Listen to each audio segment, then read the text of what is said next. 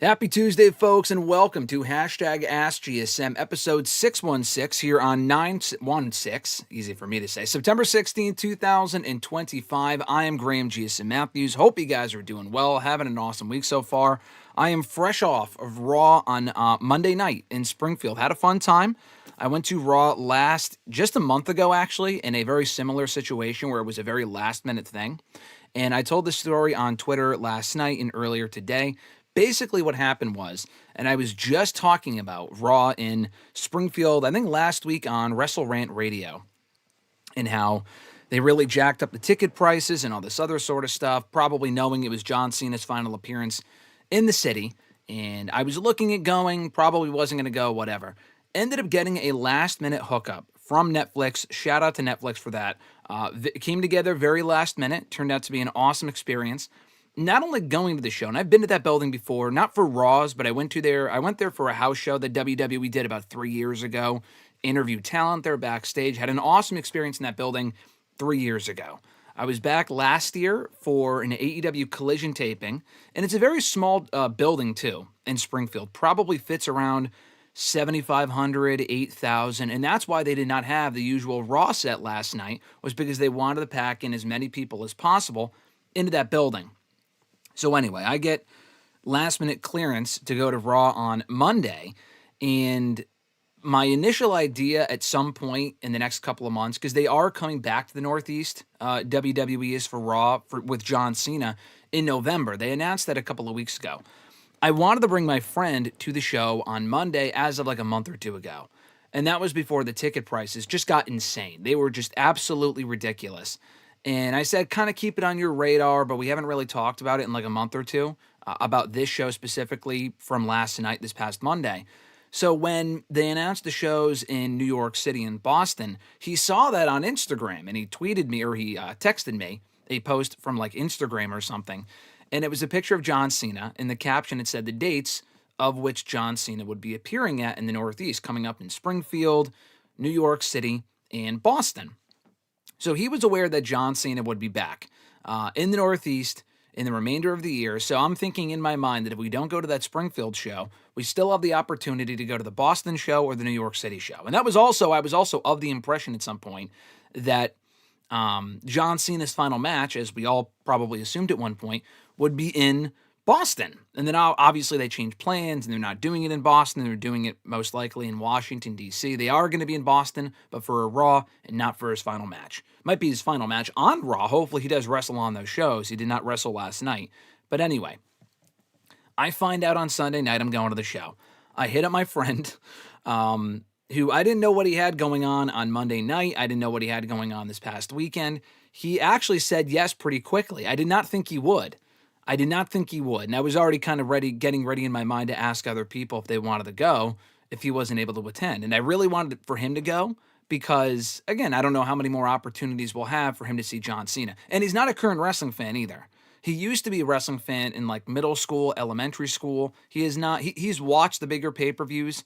He has a friend that works for WWE currently in like a, behind the scenes role with like the documentary stuff and whatever. So he kind of follows the product loosely, and he's talked to me about it in recent years. Like, oh, I caught WrestleMania. It was awesome, or I didn't like this, blah, blah, blah, which was cool to see. And the more he kind of got back into it, I'm thinking I got to bring him to a show. On Monday, we go to the show, and we have a great time at the show. He tells me after the fact, and actually right before we got into the building, that not only was he gone this past weekend, he was gone at a wedding this past weekend in Massachusetts. And he was gone like Friday through Sunday for a wedding. He was at a Red Sox game. He was there to support the Yankees, but he was at a Fenway game on Sunday. And the game was supposed to be at 1 p.m., got moved to 7 p.m., and ended up going to the game anyway. The wedding was on Saturday. And when I texted him, it was around 7:30, so just kind of putting the timeline together in my head, he was already at the game, sitting at this game that was delayed by 6 hours, when he agreed to go to Raw with me. And then on top of all of that, not only was he already in Mass over the weekend and very likely probably would not have wanted to go back anytime soon, but then found out that I was inviting him to Raw on Monday. Not only that, he was involved in a minor, he was not hurt, neither was the other person, a minor car accident on Monday morning. banged up his car a little bit, just doing something, silly, just wasn't really paying attention, whatever, just a very basic thing. Far from serious. It's not like his car was totaled, just has to get some work done, whatever. But he was involved in a car accident on Monday morning near his workplace, and he works near Springfield too. It was like on the way. I kind of drove by where he was. So it kind of honestly worked out perfectly, but despite all of that, he still made the show last night. So shout out to my buddy Dan for making it to Raw with me last night. We had a great time. He was able to see John Cena. We literally got to our seat. We literally got to the row in which our seats were at when they blared John Cena's music.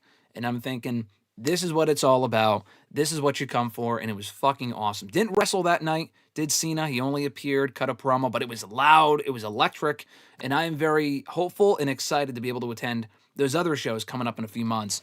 But if not, I've seen Cena a whole bunch of times this year. I was at WrestleMania, SummerSlam, Rumble, the Raw after WrestleMania. He was not on the Raw after SummerSlam, but I've seen Cena quite a few times already this year. So if I don't see him again after last night, I'm totally content with that.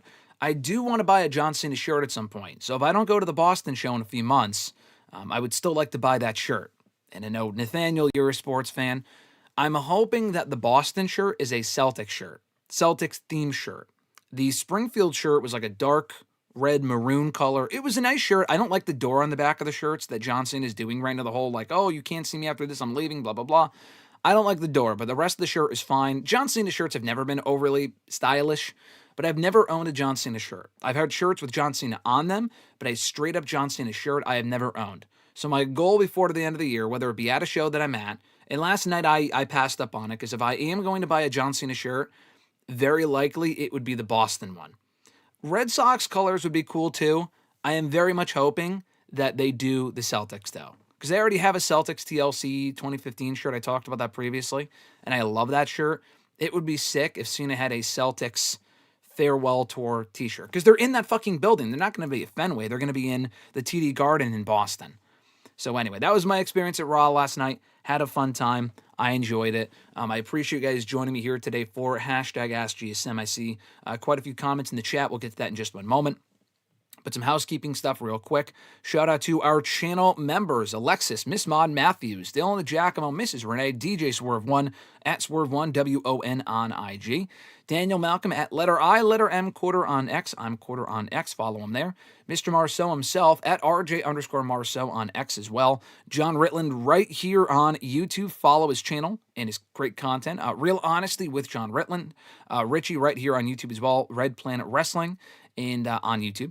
And Average Grunt, follow him on Blue Sky at gruntwrestling.bluesky.social. If you want more information on how to become a WrestleRant All Access Pass channel member, more information on that down below in the description box. $5 a month gets you shout-outs at the beginning and end of every single live stream that we do here on the channel, typically Tuesdays and Thursdays.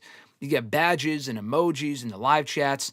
You get early and ad-free access to certain videos here on the channel, and so much more. So support the channel, sign up for that.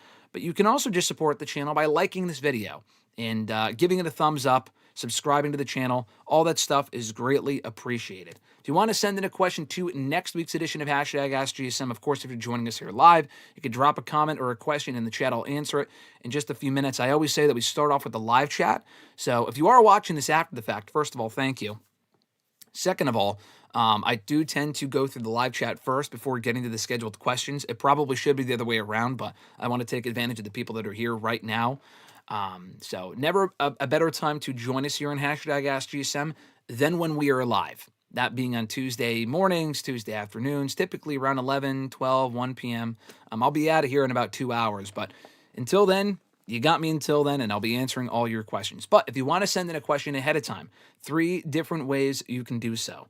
By finding me on the Twitter machine at WrestleRant with the hashtag AskGSM. You can tweet me there with the hashtag. I'll include your question in next week's episode. Facebook as well, facebook.com/graham.gsm.matthews. I put a post typically up on Monday nights around, I was going to say around 6 p.m., but now that Raw is earlier, actually. I was looking forward to getting back early last night from Raw, but I was sitting in the fucking parking garage, which was only $10, which was great. But the parking garage, for whatever reason, was backed up. I legit was, and I was talking to my friend after the show for like a half hour. I got to my car, not a single car moved a muscle, and that's not possible, but like moved an inch for like an hour, hour and a half. I did not leave Springfield last night until like well after 11. The show started at fucking 9:30. I mean, it was ridiculous. I don't know what the holdup was.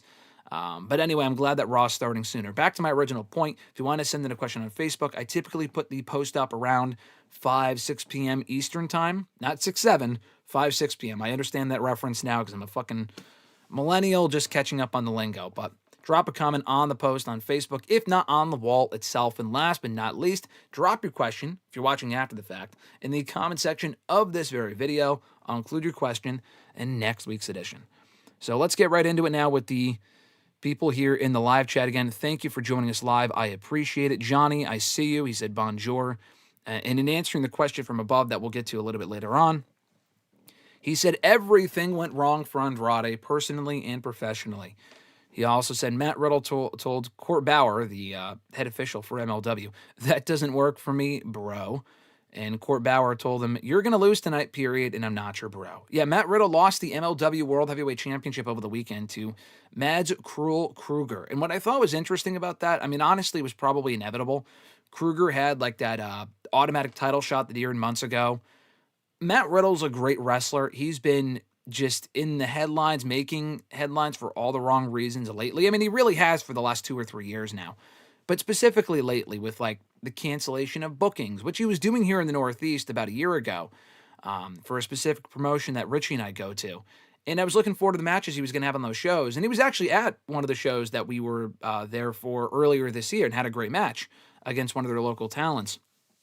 The problem is that he says a lot of dumb shit, it seems like. The AJ Lee stuff, he can't stop talking about CM Punk for whatever fucking reason.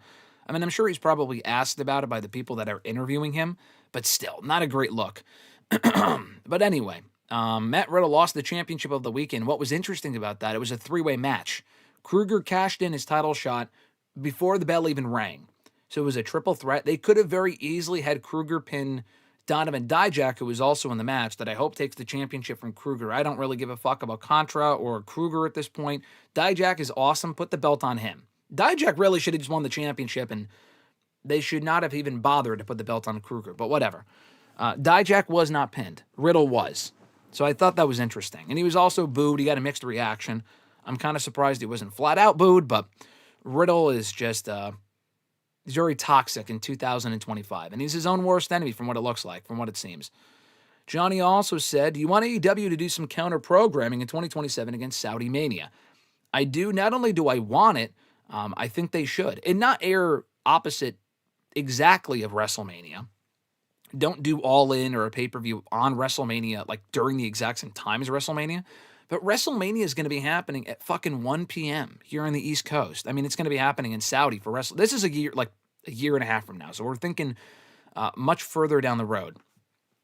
But, WrestleMania, because the Saudi show starts so early, it's going to be over by like 4 or 5 o'clock max here on the East Coast.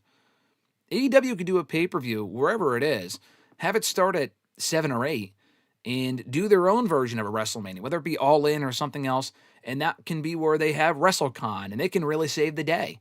I think AEW, and I got a question about this later on, so I won't go into too much detail, but I honestly think this situation with the whole Saudi Mania thing, which is what it is, I'm not a fan of it at all, obviously. I'm not too sure many people are, aside from the people that are able to attend in the country, which is great for them, but I just don't really like the optics of it, and they're really just doing it for the money, and like they could bring it. What's stopping them from doing it there every fucking year going forward if it really comes down to a money thing, whatever. I don't think they would do that, but we just don't know. Or every other year. Like the Vegas thing. They're going to Vegas 2 years in a row. Never thought that would be the case. And I like the fact they're going to Vegas. I'll take Vegas over Saudi Mania. I'm not fucking going to Saudi most likely. 95% chance I'm not going. Anything can change, but I'm probably not going.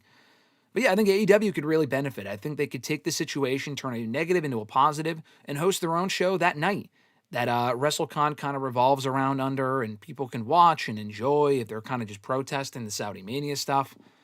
That's not for another year and a half, but I do think AEW can really take advantage of that in the best way possible. For Renee, what's going on, brother? He said, Buenos Dias, WrestleRant. He also said, Blood Money Mania, let's go. He also said, WWE should dust off Hassan for one last run next year for Blood Money Mania, LOL. You know what? You say that jokingly, And I would not do that, but because that's obviously a very bad look, he wouldn't want absolutely nothing to do with that. If you watch this Dark Side of the Ring, the guy's really turned his life around, and it wasn't really his fault in the first place. WWE gave him a really racist, stereotypical gimmick, and he made the most of it, but it was really their fault as to why he was taken off the show and never really given another chance. He was basically blackballed from wrestling, but he got involved with teaching and becoming a principal. Now he does some other work and stuff. He is a great dude from what it seems like. He also makes appearances with like conventions and stuff. Doesn't wrestle. I think he had one more match in an indie show years ago, but he does not wrestle anymore. It would have been cool, like I thought at the time after watching that special, how can WWE bring him back tastefully and really make it up to the guy for what happened to him 20 years ago? With that character, they couldn't. And in Saudi, that would just be so fucking problematic in 2025 and with the company. Could he come back in a different role? Sure, but how many people would really care or remember this guy from 20 years ago that was there for a cup of coffee? But just to hear that music again for me would be awesome. I know it was a really bad gimmick, but I liked the Hassan character. I wasn't watching at that time, but I was really enamored by it after I was kind of introduced to the character years later. I think from playing as him in like the SVR06 game. And the music is just a fucking banger. It's a great song. Anyway, Johnny also said the 8-woman tornado tailgate brawl on the pre-show for this Saturday's All Out pay-per-view is my most anticipated match of this coming weekend. Johnny, you're lying. You are lying to yourself. Nathaniel, what's going on? He said, hi, guys. My Seahawks won on Sunday against Pittsburgh. I was happy. Well, congratulations on that. He also said he's excited for All Out and WrestlePalooza both. Fernando said, how bad does Andrade have to look? How bad does Andrade look having to be escorted out of the building? You don't hear that a lot with talent who get released. No, you don't. I mean, the wellness policy violation is one thing. Honestly, I'm sure that's happened with other talent that we just don't hear about. So it's not like, oh, yeah, he violated the wellness policy, fire him. It wasn't that.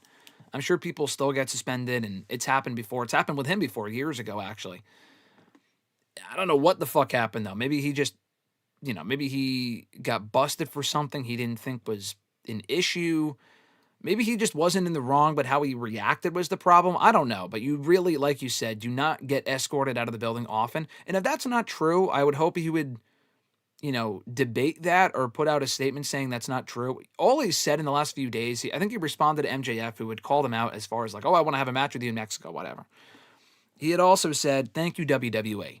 So if these reports were bullshit, and I'm sure he'll do an interview at some point explaining it, but a lot of the stuff that has come out about Andrade in the last decade, dating back to NXT when he was unhappy there in 2016, he is confirmed to be true.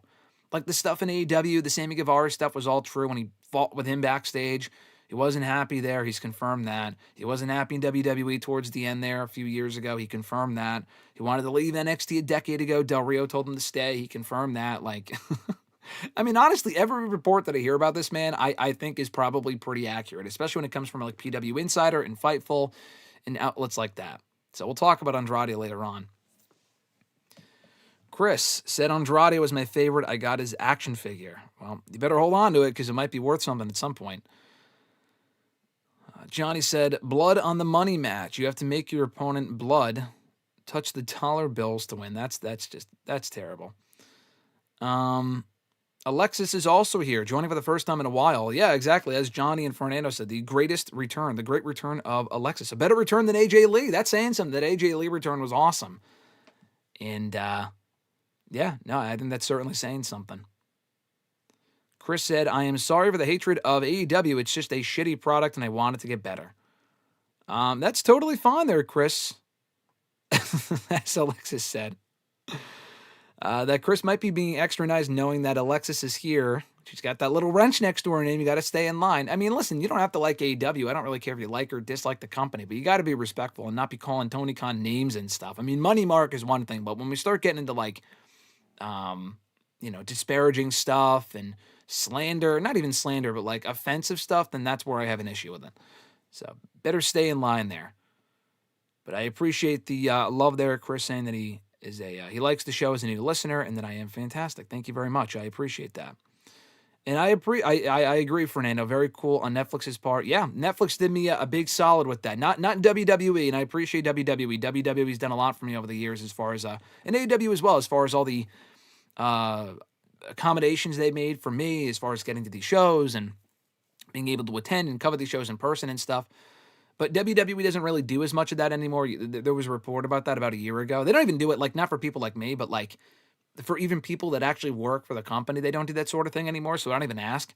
But Netflix, I know someone there, and they had done me a solid in getting me tickets for the show, which was awesome. So, and it benefited me. And not only, I mean, honestly, if I couldn't go, I don't really care.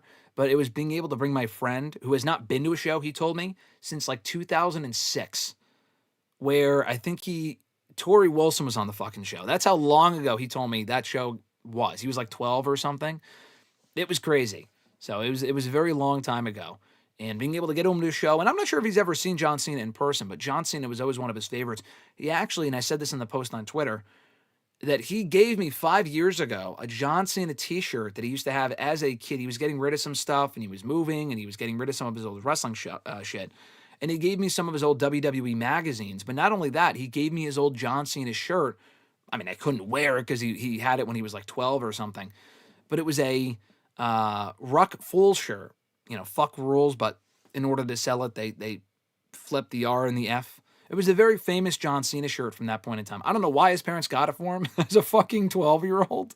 I don't know if he wore that to school. I was in school with him at that point, so I don't know if he was wearing it back then. I have no idea.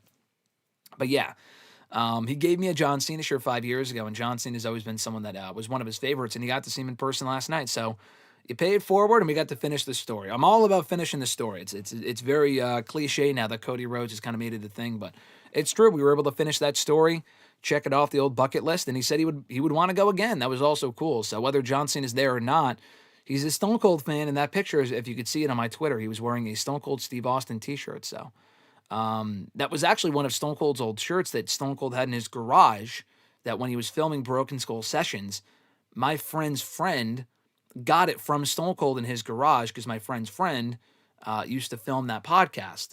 So he gave that shirt to his friend, and his friend gave it to him. And now that's the only wrestling shirt that he has as of now. Maybe I'll get him one at some point down the road. A better looking John Cena shirt, because it isn't like the whole John Cena bright color shirt, and I agree with that. But I'll get the bright green shirt. If it's a fucking Celtic shirt, that would be cool, just because I like Boston so much. But anyway, yeah, all about finishing the story. It was very fun. Chris said, I didn't watch Raw. I was watching old school wrestling like Georgia Championship Wrestling with Gordon Soley from the early 1980s. Very cool. Johnny also said, I don't care for the triple threat match for the Unified Championship unless we get Okada versus Konosuke at WrestleDream. Yeah, I don't know why why don't we just skip to that part? I know they just started teasing tension, but like, why a triple threat? At that point, just make it a four-way. Maybe because they already have a four-way for the Women's World Championship. It's a fucking mess, but I'm not saying it won't be a great match. Okada, Takeshita, and Beast Muertos sounds like a sexy match. That sounds like a fucking awesome match.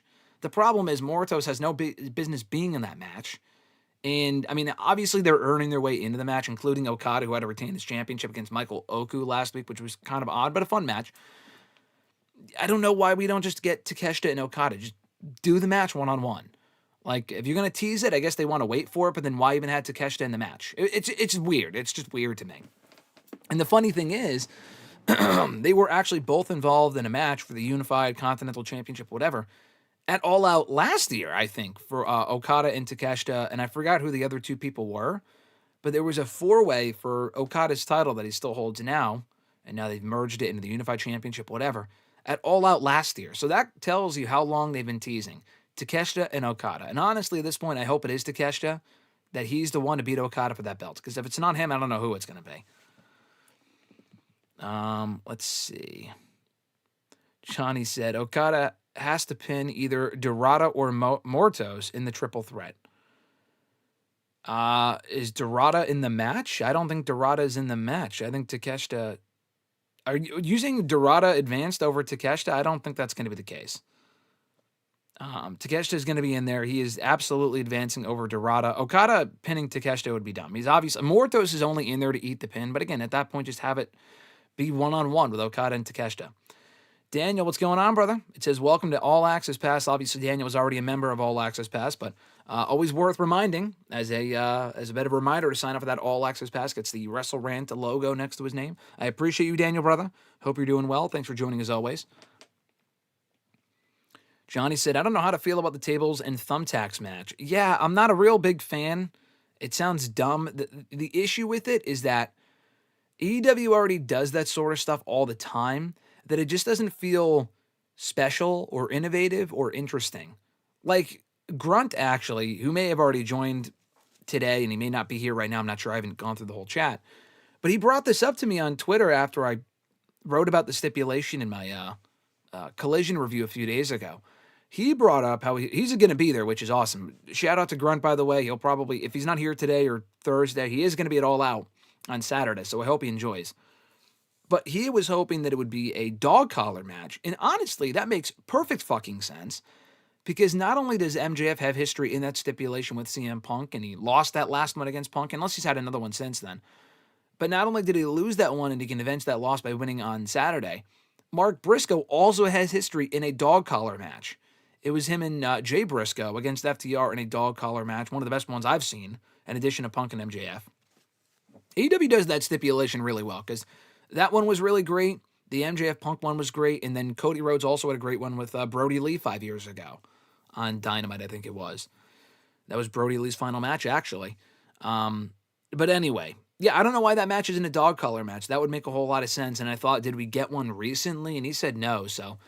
I was thinking maybe Mark Briscoe, like maybe MJF wins on Saturday and then they build to Mark Briscoe beating him in a dog collar match and a rematch. I don't know if the feud is over this weekend. If it is, it really should have been a dog collar match. Doing a tables and thumbtacks match, I don't really care for the thumbtack shit. It's been so overdone in wrestling and AEW specifically. I just don't really give much of a shit about it personally. But a dog collar match would have been cool. Chris said he changed his ways. He also said, New Japan Pro Wrestling should dump AEW and start a partnership with WWE. No, I think they're good on that. I mean, not that they wouldn't do that, but I think, what's the benefit there? I mean, WWE is obviously a bigger company, but AEW shows them so much love as far as using their talent. I mean, they've taken a lot of their talent, but that's not AEW's fault. I mean, the talent want to go to AEW to make more money, get U.S. exposure, whatever. New Japan and AEW are such in bed with each other at this point. I mean, in WWE as well, they're already working with All Japan, not All Japan, but Pro Wrestling Noah specifically. They kind of already have their partner in Japan. Not to say they can't have another partner, but New Japan has this good thing going. And I don't really think New Japan has really benefited all that much, honestly, from the AEW partnership. I think it does more to benefit New Japan than AEW. AEW at this point, maybe 5 years ago, 6 years ago, in 2025, they don't need New Japan. They have their roster. Any big matches, any big talent they can use from them, they already have them. Like, they have Okada, Will Ospreay, Kota Ibushi, Jay White. So many names have come over from New Japan. They don't really need to work with them anymore. They have a lot of good talent, but not nearly the level of talent they once did. And New Japan also doesn't have the same buzz that it did all those years ago. The Forbidden Door concept is just such a waste at this point. There's not a whole lot of none, really, in my opinion. No dream matches you can do between the two promotions. Because there's really no one on the New Japan side that is really all that interesting enough to warrant a dream match. I mean, we got Omega and Okada, or not Omega, Okada. We actually got that too. But in AEW, we got Omega and Gabe Kidd earlier this year at the Wrestle Dynasty show or whatever it was. But that's about it. Like, the other New Japan matches versus AEW, I don't really care about. But no, New Japan, honestly, WWE doesn't really have a whole lot to gain from working with them either, to be honest. I mean, I guess they could send their NXT talent there like they do with Pro Wrestling Noah or whatever, but, I'm going to say no on that. I think New Japan's content right where they're at right now. Daniel said he bought the Jets version of the Cena shirt, LOL. Yeah, I had someone, when I was at SummerSlam, someone that I was with said they really wanted that shirt. I think they wanted that shirt and that hat. I'm not a Giants fan or a Jets fan, so I did not get that shirt, but it was a pretty cool shirt. If you are a Giants or a Jets fan specifically, you would really like that shirt. I thought that was a fucking sick shirt. So like I said, I'm really hoping that the Boston one is a Celtics one. I was also desperately hoping that when Cena went back to Chicago, I was not going to that show, but I was desperately hoping that the colors would be Chicago Bulls colors. Now, they weren't. They were Chicago colors. It was like the red, white, and blue or whatever. I get it, but I was really hoping for a Bull shirt because I've just become obsessed with the whole like Michael Jordan Last Dance stuff in the last few years, and I've wanted a Bull shirt. Like a CM Punk or a John Cena Chicago Bull shirt would be fucking awesome. I don't think they've ever sold that when Punk was in AEW or now that he's in WWE. John Cena either. I don't know. I was also hoping when they were there for Survivor Series 2 years ago, they would also do like a Chicago Bulls type shirt. So like when I was at Survivor Series 4 years ago at Barclays Center, they had a Survivor Series shirt, but it was a Knicks shirt, or the Nets, the Brooklyn Nets. And I'm not even really much of like a basketball fan or a Nets fan or whatever, or Knicks or whatever. It was the Nets. But I wanted the shirt because I thought it looked cool, and I wanted the Survivor Series shirt because I have a lot of shirts for all the other pay-per-views. I have a fuck ton of WrestleMania shirts. I mean, that's part of the tradition. I buy a Mania shirt every year. I have a fuck ton of Mania shirts. I have a Rumble shirt. I have that TLC shirt that I mentioned. SummerSlam, I have several. I have, what else? Elimination Chamber. When I went there a few years ago, I bought an Elimination Chamber long sleeve. I don't have shirts for all the events I've attended. Like, I've been to Hell in the Cell. I don't have a Hell in the Cell shirt. They did sell them, but it was very similar to the TLC shirt I already owned, so I didn't get it when I was there like 10 years ago. I had the Survivor Series shirt, like I said. I've been to Backlash before. I didn't buy a Backlash shirt because the shirts they had did not look good. I don't even know if they had a Backlash shirt at that show. What else? I've been to a lot of the WWE pay-per-views. But yeah, no, I would love for them to do a Chicago Bull shirt at some point when they go back to Chicago. I just don't think they have yet, and I don't know if they will. But that's what I would like to see. Johnny says, I can't wait for Gen V Season 2, a.k.a. The Boys 4.5 premiere tomorrow. Yeah, me either. I can't wait for that. I'm looking forward to it. They're putting up not one, not two, but 3 episodes at once tomorrow on Amazon Prime. I think they go up first thing tomorrow morning. So I'm looking forward to that. Gen V Season 1 really exceeded my expectations. I'm not really a fan of a lot of the spin-offs that shows do. They're typically inferior to the original show. And gun to head, I prefer The Boys over Gen V. But Gen V was still a great show. And I hope Season 2 is also as good as Season 1. And it kind of continues that story, plays off The Boys. And The Boys' latest season last year played off of Gen V Season 1 and incorporated some characters from that show as well. So I like how they're kind of in sync with each other. That synergy, so to speak, between the shows, that's really important. So it's not like, if you don't watch it, it's not important. It kind of is important. You kind of have to watch Gen V to understand what's going on in The Boys and vice versa. So, yeah, I'm looking forward to the show tomorrow. Let's see. Daniel said, even bought the Lakers version. Let me back up. It refreshed on me. I appreciate all the chats, by the way. I will read through anything that I see or most of the chats. I can't read every single one. I want to answer these scheduled questions here as we go forward. But anyway, I appreciate you guys tuning in live. Like I said earlier, if you're watching now, give my shirt, give the fucking show a thumbs up. Buy my shirt, ProWrestlingTees.com/WrestleRant. Probably some Black Friday deals going up soon in a couple of months. But even before then, I think maybe, I don't know, Labor Day already passed. But yeah, go buy a shirt, ProWrestlingTees.com/WrestleRant. Anyway, Daniel said, even bought the Lakers version online because that shirt was fire. Oh, that is cool. Yeah, no, I would honestly, like, when it comes to the end of the retirement tour, I want a shirt. I want a John Cena shirt. I've been to so many shows where John Cena has been at during this retirement tour, but none of their shirts really stood out to me. Like, the Vegas one, looking back on it, was pretty cool. The Vegas one was cool. But I'm like, I would kind of want one if he was closer to where I'm at. So like Boston or New York or Connecticut. He didn't go to Connecticut. He's not going to, unfortunately. But, I was really hoping for a Boston shirt, and I still am. And he's going to be in Boston, so hopefully it's a good shirt and it's not fucking garbage. Johnny asked, what food or memorabilia did you buy from the arena during Raw? I wanted the John Cena shirt, but like I said, I'm hoping to go to Raw in November in Boston. So, and even if I don't, I'll probably buy the shirt online because they sell them online. So I did not get anything last night, memorabilia-wise. I did get, my friend was nice enough to get me Chick-fil-A. I looked up ahead of time because I'm a weirdo. I looked up what food they had in the arena, and it's not one of those like, they have concession stands and shit, but they're all like name brand places, or like they have specific spots like a barbecue chicken here, burgers and fries here, Dippin' Dots here. Like, it was all specific stuff, and I thought that was cool. One of the places they had there was fucking Chick-fil-A. Now, they didn't really have a wide selection of food. They ran out of mac and cheese. They ran out of their lemonade. They didn't even sell soda there. But they did have their regular chicken, sandwiches. That's really all that I get typically. And it was fucking great. So my friend was nice enough to get me Chick-fil-A, which was awesome. And it came with, like, they didn't even have the fries. That's how, like, rogue this place was. They weren't out of them. They just didn't sell them because it wasn't like they were making it there. They just had bags of shit, but they were the things were so hot though, in a good way. So it wasn't like it was ice cold food. They had chips and they were good. It was like the waffle fries that they sell, but like in chip form.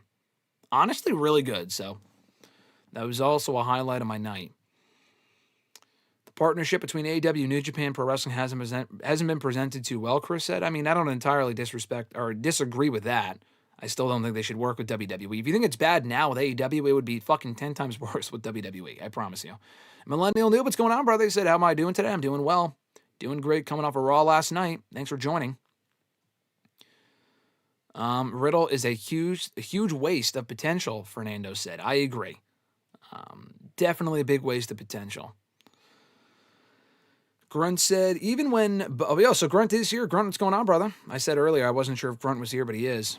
Grunt said, even when Bubba Ray fucking Dudley is saying that you should do it, you know it is something that must be done. What are you referring to there, Grunt? Let me know. Was that the dog collar match or something else? Let me know. But glad to see you in the chat, Grunt. Thanks for joining as always. Chris is going to be watching WrestlePalooza on Saturday. You can watch both because they're not airing at the same time. But he doesn't care about AEW, so he's only watching WrestlePalooza. Fernando said, I would like to think most Americans will not go to Saudi. Yeah, I don't think they will be. And not only just because it's like, oh, I don't like the country or I don't like the way they do things there, which is all valid. But I think it's honestly a big thing more than anything. It's just financially not worth it. Unless you go to Mania every year. Like there's that guy, Charlie, who I've met. Very nice guy that has gone to every Mania, or at least most. Obviously, he didn't go to the Mania during COVID. But he's gone to most Manias in the last, I think every single Mania except for that one, since 1985. Is he flying to Saudi? I don't know. I'm not really sure. For a lot of people, it's just it's not financially feasible. And it's not only just getting there, but it's staying there and then attending. I mean, imagine how much those fucking tickets are going to cost. I can't imagine they're going to be cheap. If you think they're high TKO prices here in the States, imagine how much they're going to rake up the prices over there in Saudi. It's going to be unreal. So no, I don't think a lot of people, whether you're from America or not, will be going to Saudi. It's just probably not. What, to see fucking Undertaker come out of retirement? Fuck you. Like that, no thanks. Daniel said Muhammad Hassan's character and music were great. Yes, they were. I liked Hassan a lot. That character was never going to go beyond a certain level because it was very racist and stereotypical, but the music was awesome.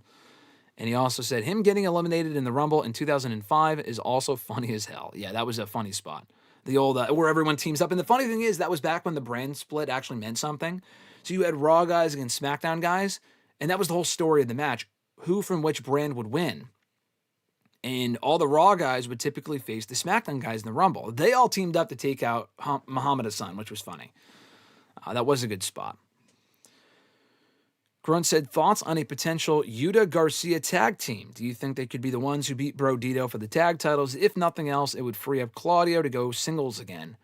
That's fine. I mean, I've said this before. I mean, I've spoken my piece on Yuta. I would rather they just kick him out of the group. I think Garcia joining Death Riders is a lateral move. I don't really think it hurts him. I mean, he hasn't really done much for most of the year.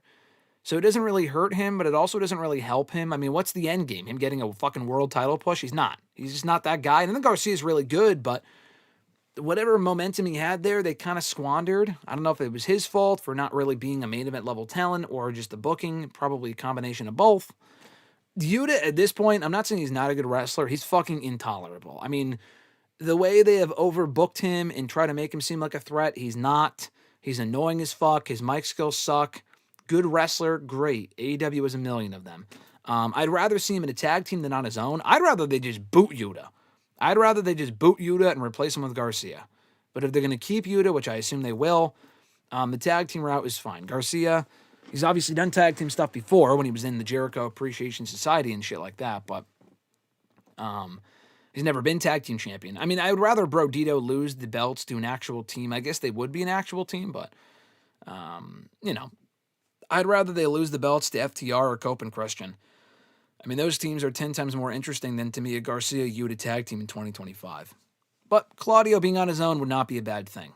I know you're a big Claudio guy, as am I, and I know you'll be happy to know, Grunt, that you probably saw the same thing is that Claudio's contract is not up anytime soon, and Tony Khan does not intend to let him go anyway. I mean, not that Claudio wants to leave. I don't even know why it was brought up. Maybe someone asked Fightful or something, but Tony Khan is very high on Claudio, and he does not intend on letting him go easily. I doubt Claudio would even want to leave. Why would he want to go back to WWE? To do what?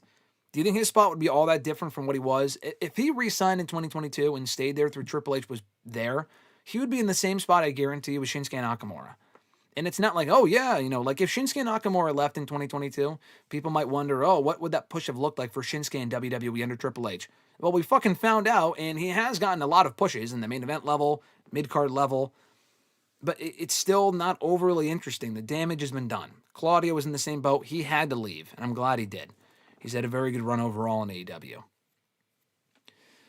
Hassan got done so dirty. I agree, Daniel. How did I feel about the Bayley return yesterday? I thought it was cool. Being there for it was cool. Hopefully this thing sticks. She had a big reaction when her music hit, and the whole hugging thing, my friend was kind of confused by it. He was like, all right, what was that about? And I kind of had to explain to him. She has like a split personality disorder. She's having an identity crisis type of thing. But I think it could be interesting. I don't know if I assume it's probably her idea. She's probably just pitching anything and everything at, just to be on TV and just to be involved in something meaningful. I was just reading a chat from later on that I'll get to, but I like the return. Hopefully, they kind of keep going in this direction, keep it interesting. Her working with Lyra, I mean, they've already had a handful of matches, but it keeps Lyra busy. They're going to be teaming against Judgment Day, which we've already seen a few times, but I don't know. I don't really mind it all that much, and we'll see where they go with it. So I liked it. If she comes out like tonight on NXT with the old hugger music, the old CFO music, that'd be awesome. It would be cool if, depending on who she's portraying, she comes out to the music of which, like that character. So like if she's the hugger character, she comes out to that old NXT music. If she comes out to, when I say NXT, but she used that on the main roster too. If she's heel Bayley, which I did not really love the Karen version of Bayley. I think Chelsea Green plays that character 1,000 times better. But at the very least, the Karen version of Bayley had better music than the music she has now, in my opinion. So maybe she can come out to that song if she's playing Karen Bayley again, heel Bayley. Get creative with it. I don't know if it's going to get over. I feel like people might be confused as far as when to cheer for her and when to boo her, but I thought it got off to a solid start last night. We'll see how it goes. Daniel said, assuming it's not happening next year, do you see a Mania 43 world title win loading for Sami in Saudi? I still think it's going to happen next year. Could they be waiting for Saudi? Maybe. Yeah, it's very possible. I still see him winning the Rumble. I'm not saying he's the number one choice, but he's up there. I mean, I think Sami Zayn has to win the World Championship at this point. I mean, they've been teasing it so much for so long now. How the fuck can they not deliver on that? And he's World Championship material. Maybe not like permanently, but like he has to at least win it once and get like a little run with it. Like if Jey Uso can win the fucking world title, Sami Zayn needs the world title too. And a very similar story where he can win the Rumble. I mean, he's super over in Saudi. So either have him win the title in Saudi or he wins the Rumble in Saudi.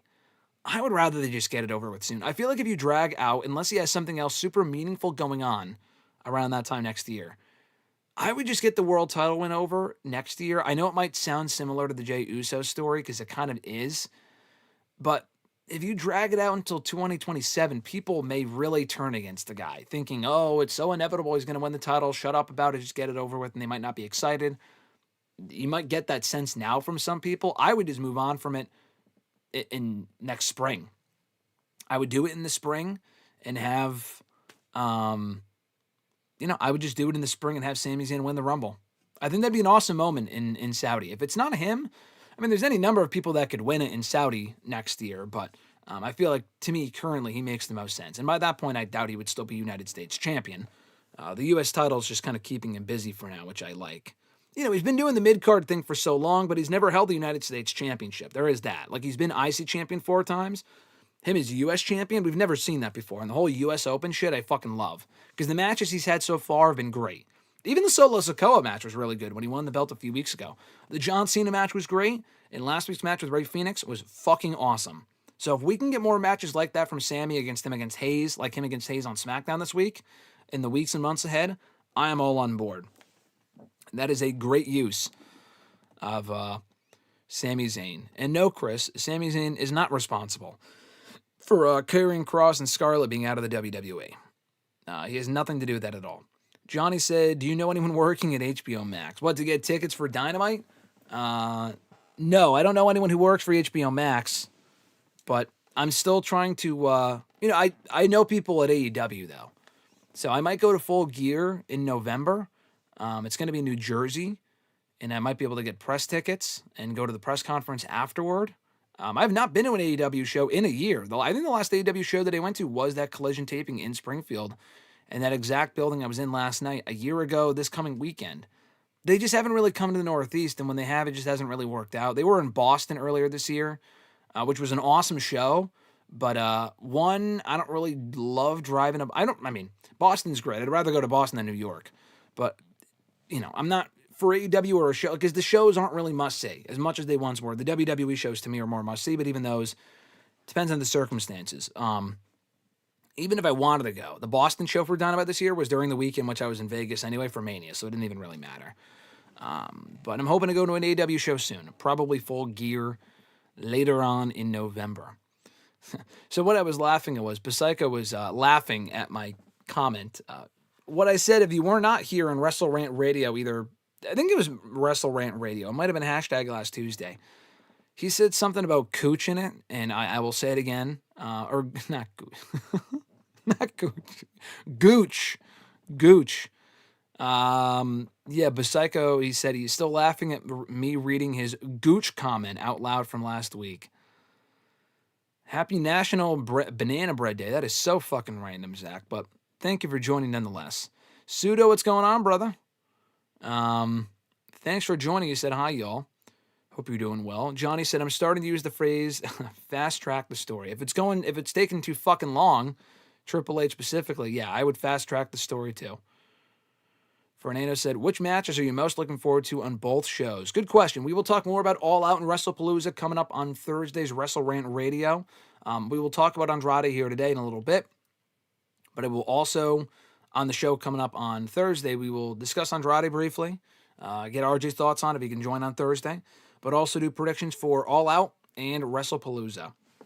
But as far as the matches I'm most looking forward to, I am looking forward to Adam Page and Kyle Fletcher. I know Adam Page is winning. We all know that, but I still think it'll be a great match. I'm looking forward to Cope and Christian versus FTR. I think the build has left a little bit to be desired. The build in the last few weeks has not been great.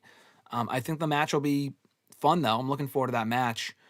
From WrestlePalooza, I don't know what kind of match Cena and Brock are going to have, so I'm not going to say I'm overly looking forward to that. But I am looking forward to the mixed tag with Punk and AJ versus Rollins and Becky. That should be fun. As well as Io and Stephanie. I think Cody and Drew should also be really good. But Io and Stephanie, based on their other encounters, if they were any indication of the quality of the match that we're going to get this weekend, it should be a banger. So I'm looking forward to that too.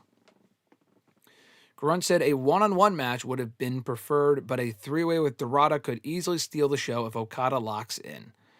Okay, so I guess what you're saying is that you want Dorada. I don't know why the fuck Masquerade. Did Dorada advance or something and I'm just not aware? What happened? Did he advance on Collision and I'm just not aware? But why? I mean, the issue with that is that Dorada would have to advance over Takeshita. I mean, I just think that's criminal. I mean, why would Takeshita lose to Dorada? I mean, I think Dorada's talented, but that would just be stupid. Why even put Takeshita in a qualifier? Would Okada cost him the win or something? I don't know. I just feel like that's stupid.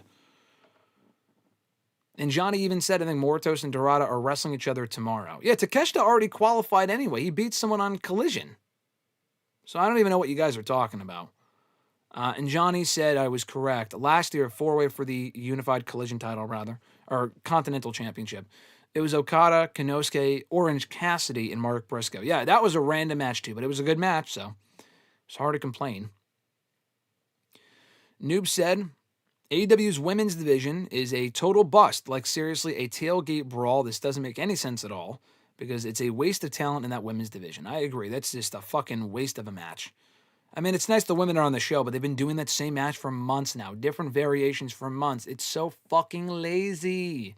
I know they're waiting for women's tag titles, but when they introduce the tag titles, are these matches going to go away? I doubt it.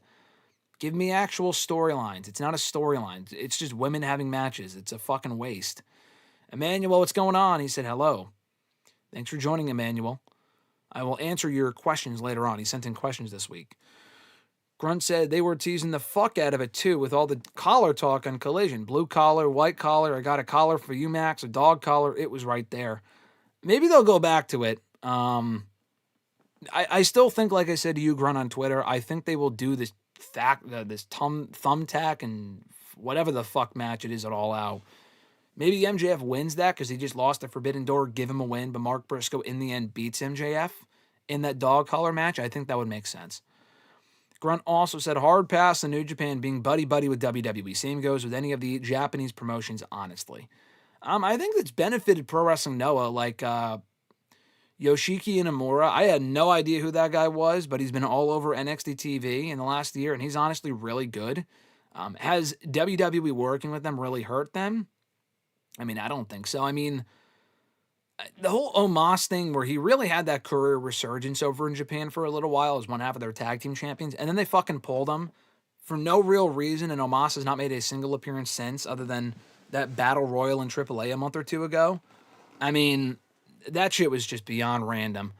But other than that, I think it's benefited Pro Wrestling Noah. I don't really think it would benefit New Japan, honestly. And I think Daniel Bryan knew that too, because he had told them when he was leaving WWE in 2021, he said, hey, listen, I'll stay, but you got to work out something with Japan. I mean, at that point, AEW was not fully in bed with New Japan, but they were kind of already starting that process of having them, like they had started having New Japan talent over in their promotion, like right after that. But Daniel Bryan was like, hey, if you can work with New Japan, I might stay. And they said, we'll look into it. And they obviously never did. And they were never fucking going to. AEW is a better fit for New Japan. Just considering all the talent they have history with there. WWE already works with TNA and all these other promotions. They own AAA. They don't need to be working with New Japan. I'm not saying it's awful, but like, the AEW situation is a better fit for them, I think. Alexis is still here, by the way, which is good. She's on watch, so no one speak out of line. Otherwise, she will act. Johnny said 10 matches on the All Out card is a lot, and 5 matches in WrestlePalooza is perfect. Yeah, I think 5 is fine. I would go 6 though. I think 5 for some people is too little. I say I prefer 6, but they did 6 at Clash in Paris, and maybe it's just because they have so many fucking commercials and all this other bullshit that the show turned out to be fucking 4 hours, which is way too long. But that show was almost 4 hours with 6 matches. It was ridiculous. I think the Wyatt 6 Profits match was kind of a waste. That match didn't really need to be on that show. They could have just done that on SmackDown. I would go 6 matches. I think 6 is perfect. 5 I'm honestly fine with. I think less is more. 10 is a lot. 10 is excessive. But the matches will be good, so it is what it is. Daniel said, I think the Chicago shirt was the Cubs, if I'm not mistaken. Yeah, you're probably right. Cubs are great. I still prefer if it was Bulls, but I get why it would be Cubs. New York jerseys are number 1, Johnny says. Grunt said 5 matches is perfect, not for the prices they're charging for tickets, in my opinion. I agree with that, Grunt. Well, he said 5 matches is perfect in quotes, saying he doesn't agree. I think there's a happy medium there, and I think 5 matches is fine if the quality is great.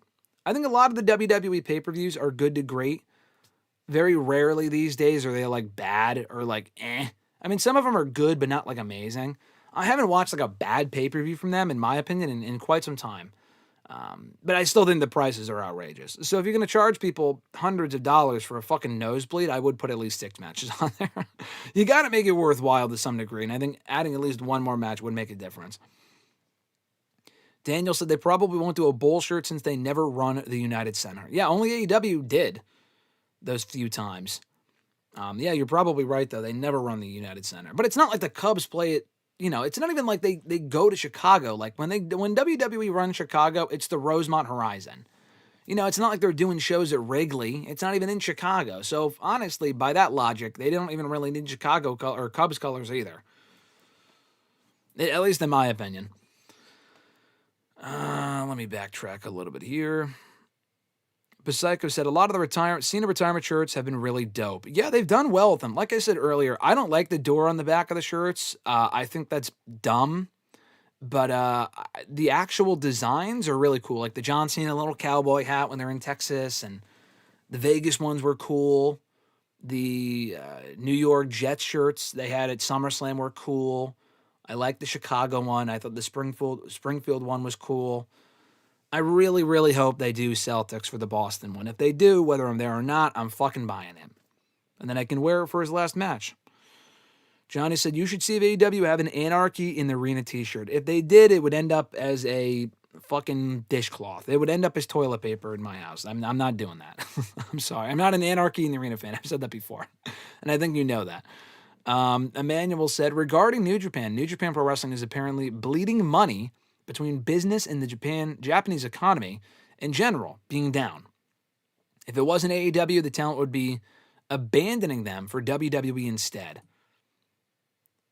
That's interesting. I did not know that. Well, I mean, I knew that New Japan's business was not great. Their business has been bad for a while now. I still think that, yeah, if AEW wasn't around, like the Okadas, the Jay Whites, I mean, even Jay White probably would have gone to WWE if it wasn't for the whole Vince thing a few years ago. Ospreay, like those guys would not have been in New Japan forever. Maybe Okada, but like Ospreay almost surely would have been in WWE. Jay White, same thing. Ibushi, I don't know. But AEW being around is a good thing. You know, anyone wishing death upon them is just never makes sense to me. I think AEW helps them a lot, though. I mean, you said, like, if it wasn't for them, the talent would be leaving for WWE. Because they give a lot of those talent paydays by being in AEW. Like, Gabe Kidd isn't an AEW talent, but he appears a lot in AEW. WWE would never do that. I mean, they're probably not, I don't know how much they're getting paid to be in AEW, these New Japan people, but it's only ever, like, the crossover relationships, it's only ever really with NXT. Like AAA, they have a lot of main roster talent on their shows, but the AAA talent isn't on Raw and SmackDown.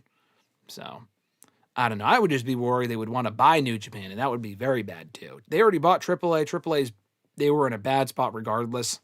So I don't really know if that was like, who cares? At least there's also CMLL that AAA works with or AEW works with. But anyway, Fernando said, have I ever left the country to go to a wrestling event before? No. Have I left the country? Yes. That is on my bucket list. I would like to go to a wrestling show, specifically like a WWE, AEW show specifically, outside of the country. I have left, well, actually, that's not true. I have been to Elimination Chamber in Montreal 2 years ago. That's outside of the country. That was in Canada. So that is true. I've never been to a show anywhere else outside of the U.S. but Canada. But I've traveled to Europe twice, and I've been to Australia once. Two of those trips were like part of a program when I was younger. When I was in Europe, though, I've been to London twice. I've been to England twice. But in addition to that, when I was in Europe once before, like 20 years ago, for like a program thing that I was involved in at the time, I went to Paris. I was in France. I did France, Ireland, Dublin specifically, Wales, Switzerland, and I feel like there was another one, but definitely England. So at least those 5. Belgium. Wales is not Belgium, right? So yeah, I did England, France, Ireland, Wales, Belgium, and Switzerland about 20 years ago. And had a great time. Did not go to any wrestling shows. I wasn't even a wrestling fan at the time. And then when I went back to London with family a few years ago, that was when WWE was doing the NXT UK shows, and there actually was an NXT UK taping when I was there, but not, it was in England. I don't know where it was. I don't even think it was in England. It was too far away from where I was staying, and I was like, I can't do it. But that would have been cool to do, to go to an NXT UK taping when I was there. But I still want to go to All In at some point in London. I'm not even really super high on the idea of leaving the country. I just don't love the travel and being outside of my comfort zone to that sort of shit. But I would get over it to go to a show either in London for All In at some point at Wembley, or when WWE's been there before, like specifically when they were for Elimination Chamber last year, I'm like, man, that looks like, because I've been there before, but not recently, Australia. At least the shots that they showed look beautiful. I feel like going there to a show would be sick, and it's not too far to my comfort zone. I've been to Australia before. Going to a show in Australia would be cool, but London I feel like is more realistic. So that is one of the remaining items on my wrestling bucket list that I have not done. I've done pretty much everything else except for that. So at some point down the road, I hope to do that. Top 5 matches from the Saudi shows, Fernando also asked. That's a good question. Does DX versus Brothers of Destruction count? I kid. Top 5 matches from Saudi shows? Maybe Cody. I'm thinking like just off the top of my head. But Roman and Brock actually had a really good match in Saudi back in 2021. On that same show, they did Bianca, Becky, and Banks, Sasha, in a triple threat for the WWE SmackDown Women's title. So those two were on the same show, and those were good matches. Edge and Rollins was also on that show. That match was amazing, actually. That's definitely the best Saudi match I've ever seen. Edge and Rollins inside Hell in the Cell. Elimination Chamber in 2022 was in Saudi. The Chamber matches were, I remember the women's one being pretty good. I don't know if that'd be top 5 Saudi matches. It was really quick, though. I enjoyed the match. I don't think any of those really stood out. Roman and Logan Paul was a very good match. That was actually a great match from Crown Jewel in 2022. Bianca and Bayley in the Last Woman Standing match from that show was great as well. Crown Jewel 2023 and also Night of Champions that year were both in Saudi. Night of Champions 2023, I don't really remember what matches stood out aside from maybe Owens and Zayn versus the Bloodline. I know Crown Jewel had LA Knight and Roman Reigns. That was pretty good. Not like an amazing match, but that was pretty good. And then last year you had, what was it? King and Queen of the Ring. The finals of that show. What were the finals? Gunther and Randy was a very good match. So maybe that one. The first one. Their second match was also great. Nia and Lyra was too short. And then they also did Cody and Logan Paul on that show. That was a good match.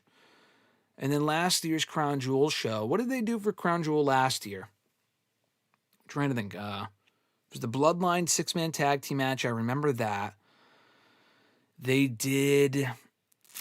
Was Cody on that show? I don't think so. What was the main event of that Saudi show last November? I honestly don't remember. I don't really remember what they did on that Crown Jewel show last year. What was the World Heavyweight title match? Who was the World Heavyweight title match? I'm trying to think. Who was even the fucking World Heavyweight champion at that point? Not Rollins. It was, Gunther was the world champion. He didn't wrestle on that show, did he? I don't remember. I don't remember anything from Crown Jewel last year. I know it was a fine show. I don't really remember it all that well. And then this year they did Night of Champions there. And Punk and Cena was good, but I feel like the best match on that show was Randy and Cody. So those are some of the best ones. Anything before COVID was fucking terrible, so I'm not counting those. The best Saudi match is easily Edge and Rollins Hell in a Cell. That was phenomenal. Great match. Honestly, the best Saudi show they probably have ever done was Crown Jewel 2021. And the ones since then have been mostly solid, but I feel like that was the best Saudi show they've ever done with some really good matches. Grunt said the AEW Super Show to counter Saudi WrestleMania is what I was referring to. Even Bubba is saying they should do it. Oh, okay, then yeah. I agree. I totally agree. Yeah, if Bubba is saying that, then you know that it's a good idea. Because usually he has a lot of not good ideas. Emmanuel said, I like to go to restaurants that screen AEW pay-per-views. Apparently WWE WrestlePalooza is being held in theaters this weekend. Yeah, I think it is because they started doing that with SummerSlam. They started doing that with WWE pay-per-views a few years ago, and then they stopped, I think. And I think they've done them at Dave & Buster's. WWE doesn't really back that, but I think Dave & Buster's does the WWE pay-per-views because I've been to Dave & Buster's and they've said there's advertising that they do Raw and SmackDown and pay-per-views, which is, I did not know that they did that. But yeah, AEW pay-per-views have been there for a while. And I've seen a couple WWE pay-per-views in restaurants. I used to go to Buffalo Wild Wings, which is where I was a few days ago. Not for a pay-per-view, but for a Mets game to watch with my family. But we had done Elimination Chamber twice at Buffalo Wild Wings. This was before the network. When the network came around, they stopped doing it. But I watched 2 Elimination Chambers at Buffalo Wild Wings and 2 SummerSlams. And I've seen a couple AEW pay-per-views in theaters too. Full Gear 2021 and Revolution 2022. Now, with the show airing on Bleacher Report at that point, I got the pay-per-views for free. And I still do. But at that point, it really speaks volumes. I paid to go watch those shows, and the theater was not near me at all. We paid to go watch those shows because it was that much fun to watch the shows in a theater. That was really how hot the product was at that point. Would I do that now? Probably not. Maybe for All In. Beyond that, probably not. Anyway, Maria, what's going on? Great to see you here in the chat as always. Maria said, I think the Death Riders are going to help Chris Statlander win the Women's World Championship. I think that's a pretty likely possibility for this weekend. I agree.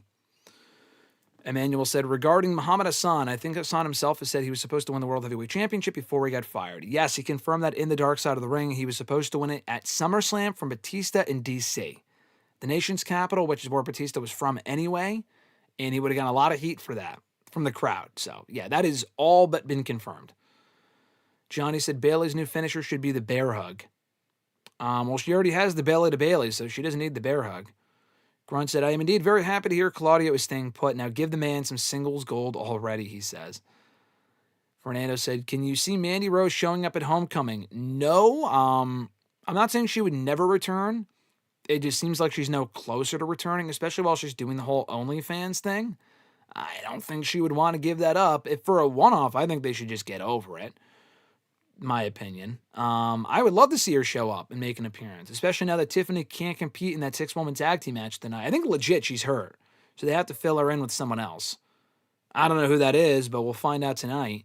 I don't see her showing up, though. Especially to rival her old Toxic Attraction stablemate in JC Jane, I think that'd be cool. Grunt said open challenges are generally pretty awesome. Yeah, no, you got to do them sporadically, though. You know, like, I think there was a point a few years ago, WWE and AEW were doing them constantly to the point where it was like so lazy. If you do them if you don't really do them that often, like as far as like not everyone's doing it. Like there was a point in AEW and WWE where multiple people were doing multiple open challenges at the same time. That to me is lazy booking. That tells me you don't want to tell stories.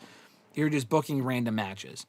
But I haven't really seen them do that all that often in either company recently, so Sami Zayn being the person to bring it back is actually kind of perfect. Johnny said, did you say you would rather go to Boston than New York? In the great words of Booker T, tell me you did not just say that. Yes, Johnny, I know you're a New Yorker. That is true, though. I would 1,000% would rather go to Boston than New York. I've been to New York a fuck ton of times over the course of my life for a lot of great stuff. I've had a lot of fun in New York, a lot of great memories in New York. I would still rather go to Boston. The travel's easier, people are better, smells better, more stuff for me to do. I feel safer. I just would much rather prefer Boston. Yeah, that is a dunny fun. That is a yeah. I did say it again. Tony Khan has an overbooking problem. I mean, so does if Tony Khan has an overbooking problem, look at Triple H. All the fucking interference and all this other bullshit. Johnny said he wants to see a grill and a spatula used in the tailgate brawl. If you want to fully make the most out of it, then yeah, for sure. Grunt said, hoping their segment at September 2, remember, hypes me up for more for their match. CNC versus FTR, I mean. I agree.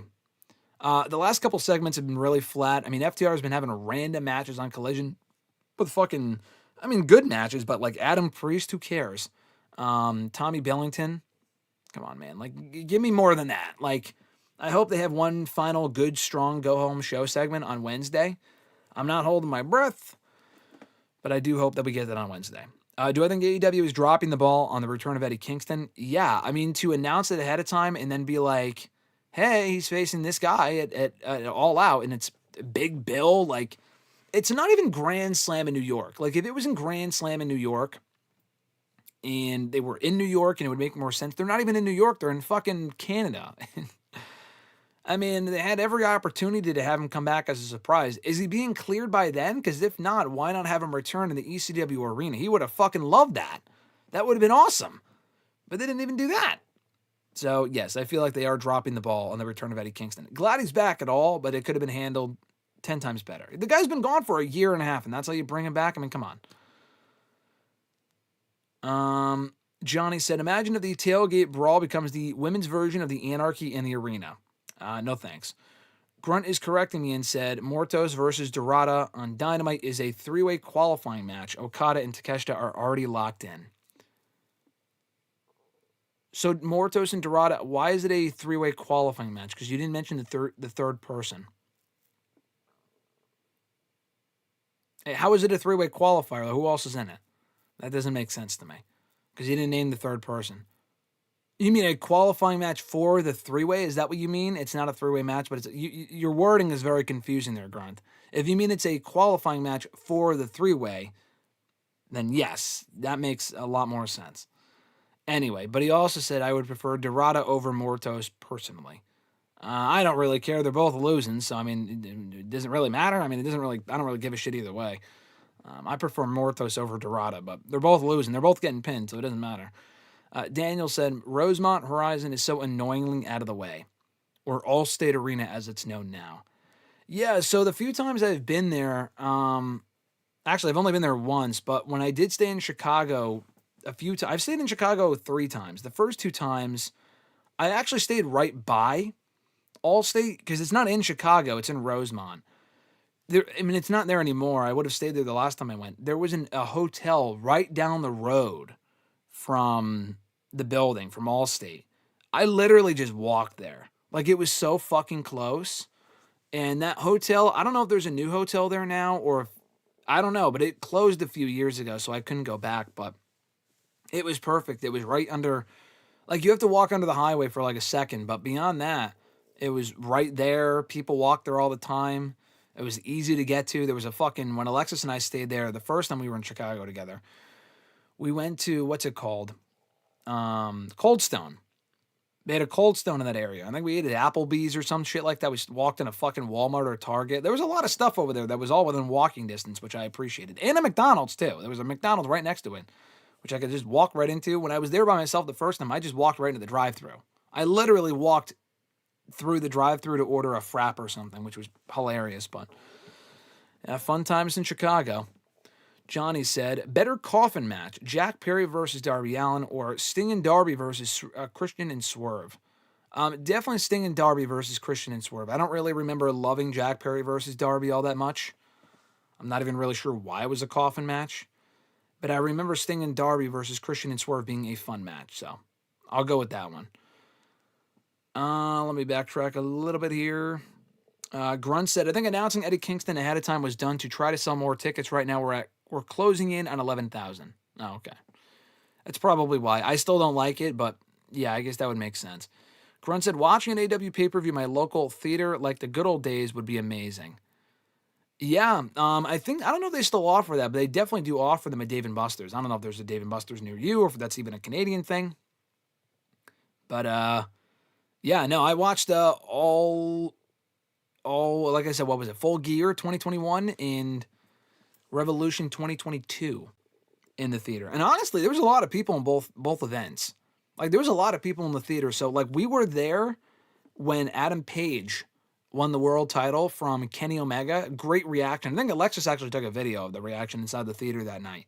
It was awesome. It was really fun. I would totally do that again with either company. I mean, it would really have to be a show that's worth, like, doing that for. For AEW, I mean, I get the shows anyway, so I don't really want to go out of my way to do that for, like, a regular show. If it's a big show, like an All In, I would consider doing it. For WWE, again, for me to leave the comfort of my couch to watch these shows, it would have to be a big show. Honestly, a Rumble would make sense. Honestly, I might do that. Or Mania, because I'm not going to the show, like, not this Mania, but the Mania in either Saudi show. WWE's doing it by that point. I might do it because I'm not going, so, you know, we can watch it from home, which I'll probably do regardless. But if they have it in the theater, watching the Rumble inside a theater might be pretty fucking cool, to be honest. So we'll see. Favorite thing to get from Buffalo Wild Wings? So when I was there the other day, they're doing, which I did not know until I got there, they're doing that deal again where you can get, it's like that pick six deal where it's like you can get 2 entrees, 2 sides, 2 drinks, all for $20. And I did that with my dad. I'm not doing that for myself. I'm not having 6. That's ridiculous. So I did that with my dad, and it was awesome. So I just got the tenders. I think it's like tenders, a cheeseburger, or wings, 10 wings. So it's not really a wide selection that you can choose from. But typically, I've gotten the chicken sandwich from there before. That was good. I like the wings there. I prefer boneless personally. But my go-to to get from there is the buffalo chicken wrap. Amazing. It's a great buffalo chicken wrap. I like their fries too. Yeah. So the buffalo chicken wrap they have there is fantastic. I'm a big B-dub-dubs guy. Big B-dub-dubs guy. I'm glad they have not closed. Which year has been the best for wrestling since 2020? Good question. Definitely not 2020 because that was the COVID year, so definitely not 2020. Not 2020. I mean, 2021 was great for AEW, I might go for wrestling overall. I might go 2020. I don't know. I want to say 2022 because I feel like AEW's quality started to deteriorate right around the time WWE's got better, like right when Vince left. So WWE was great in the latter half of 2022. The first half sucked, but the first half was great for AEW. I might say 2022 because I feel like in 2023, WWE had a great year. AEW was not great in 2023. A lot of the creative that year was not all that great. The whole Punk drama was going on. 2024 was a pretty good year overall for AEW. Not an overly eventful year. A good year, and WWE had its kind of hits and misses. Creatively, WWE this year has been good, but not great. I feel like previous years were better. I feel like last year, 2023, were overall better for WWE than this year so far. But AEW has been great this year for the most part. So it's kind of hard to say. I want to say 2022 because the latter half of that year for AEW was not great, but their first year was amazing. The first half of 2022 for WWE was not great, but their second half was amazing. So I'll go 2022 because that was a big year when Vince got booted and a lot of other stuff was going on at that point. So I'll go 2022. Top 5 all-out matches? Oh, I have no idea. I mean, I was at All Out in 2021, and that is still, in my opinion, the best pay-per-view that AEW has ever done. And the best match on that show was the Bucks and Lucha Bros. And I've said this before, one of the best matches I've ever seen live. So that would have to be one of the best all-out matches as well. Steel cage match. They also had a match, I think a ladder match at All Out 2019 that was really good. Jericho and Page wasn't like amazing, but that was a good match. Punk and Moxley, I thought had a great match. The Aftermath was obviously not great because that was when Punk got suspended. But other great all-out matches, Swerve and Adam Page last year, the unsanctioned cage match was amazing. That's got to be either number 1 or 2 for best matches they've ever done on that show. 2023, Moxley and Orange Cassidy was also a great match. That show was a sleeper because that show had no build because it was like a week after All In, but it ended up being an amazing fucking show. I think it might have been a week or 2 after All In, but that show ended up being great. Okada and Takeshita, I think, was on that show. So yeah, off the top of my head, Okada, Takeshita, Adam Page and Swerve from last year. What was the other one from 2023? Orange Cassidy and John Moxley. Bucks and Lucha Bros from 2021. I wouldn't go anything from All Out 2020 just because, I don't know. I just wouldn't do that because there were barely any fans at all. That was the COVID one. And then 2019, if I were to pick one, maybe Bucks and Lucha Bros. Omega and Pac was also very good, so maybe that one, but I feel like there's been better matches other than that. 22 All Out, maybe Punk and Moxley I'd put in the top 5. That was a great match. I don't really remember much else about that show. But you know what, actually? Keith Lee and Swerve versus the Acclaimed on that show. Keith Lee and Swerve won when they should not have, but the match was still amazing. That was an awesome match. That might be my 5th match. That was also a sleeper. I don't think Mandy Rose wrestles again, Johnny says. That's a logical guess. I disagree. I think she will. But if she doesn't, I would not be shocked. Oh, come on, man. Psycho said Ava tweeted Lyra's replacing Tiffany. I like Lyra, but that's really underwhelming. I mean, it probably is a legit injury where they can't pull out a surprise out of nowhere. But honestly, even Bayley being the one to replace her and going back to old Bayley would be a lot better. Lyra, like, she was just fucking there, so it's not really that shocking, but okay. Psycho said, apparently Bianca is apparently showing up tonight. They just announced. Oh, awesome. That's cool. It's going to be great to see Bianca. I mean, why not have Bianca in the match? I mean, well, did she not wrestle? Is she not cleared? So maybe that's why. All right, cool. That's awesome. Bianca's going to be there. I'm looking forward to the show. I'll be watching it live. It's the most excited I've been for an NXT episode in forever. And the homecoming aspect is really cool, so I'm looking forward to it. Johnny said, what's worst, open challenges or 10-man tag matches? Definitely 10-man tags. Open challenges can be more exciting. 10-man tags, I've seen too many in the last few months alone from AEW where I do not need to see another one for another fucking 5 years. So open challenges are better, at least as of right now. Psycho said, I could care less about Eddie Berger Kingston. Man. Yeah, Eddie Kingston, I love Eddie Kingston. Some people don't like, oh, he's fat, I don't get it. I get it. I get it with Eddie Kingston. I love Eddie Kingston, but not everyone does. He said he gives me fake tough guy vibes like Bully Ray. Do not ever, listen, you don't have to like Eddie Kingston, but do not ever compare him to Bully Ray. Eddie Kingston, what I like about him, you call him a fake tough guy. I completely disagree. I think it's the exact opposite. He gives me real tough guy. Like, he is one of the realest guys in that entire roster. He's not on the best, he's not on the best shape on the roster, but he's also an amazing talker. They have better workers than him. They have people who can wrestle better than him, but he is still one of the most real guys in that entire roster, and that's why I like him. Yeah, Grunt clarified, a match to qualify for the three-way. Okay. The wording of what you said was confusing. Placated, what's going on? He also asked, any appearances on Cruise Control coming up? I will be, if you're talking about Randy's podcast, I will definitely be back on soon. I was going to be on last Monday, but I just couldn't make it at the last minute. But I would like to be on again soon. I'm hoping next week. He'll probably ask me to be on after SmackDown this week, but breaking news, I will be away this weekend. So Alexis and I will be away this weekend. Very random impromptu trip. Fucking dumb, but also cool. You guys will be excited to find out. I'll talk more about it probably on the show on Thursday, and if I don't, we'll just talk about it. I'll just fucking post about it this weekend. But we are making a very last-minute trip to somewhere this weekend. I will not be around, actually, for WrestlePalooza or All Out. I'm going to have to watch the shows on my phone. If not live, I mean, after the fact, I don't know. So we're gonna be gone this weekend. So I won't be able to watch it live anyway. But I don't know what I was talking about. But what was it? Oh, we're talking about Randy's podcast.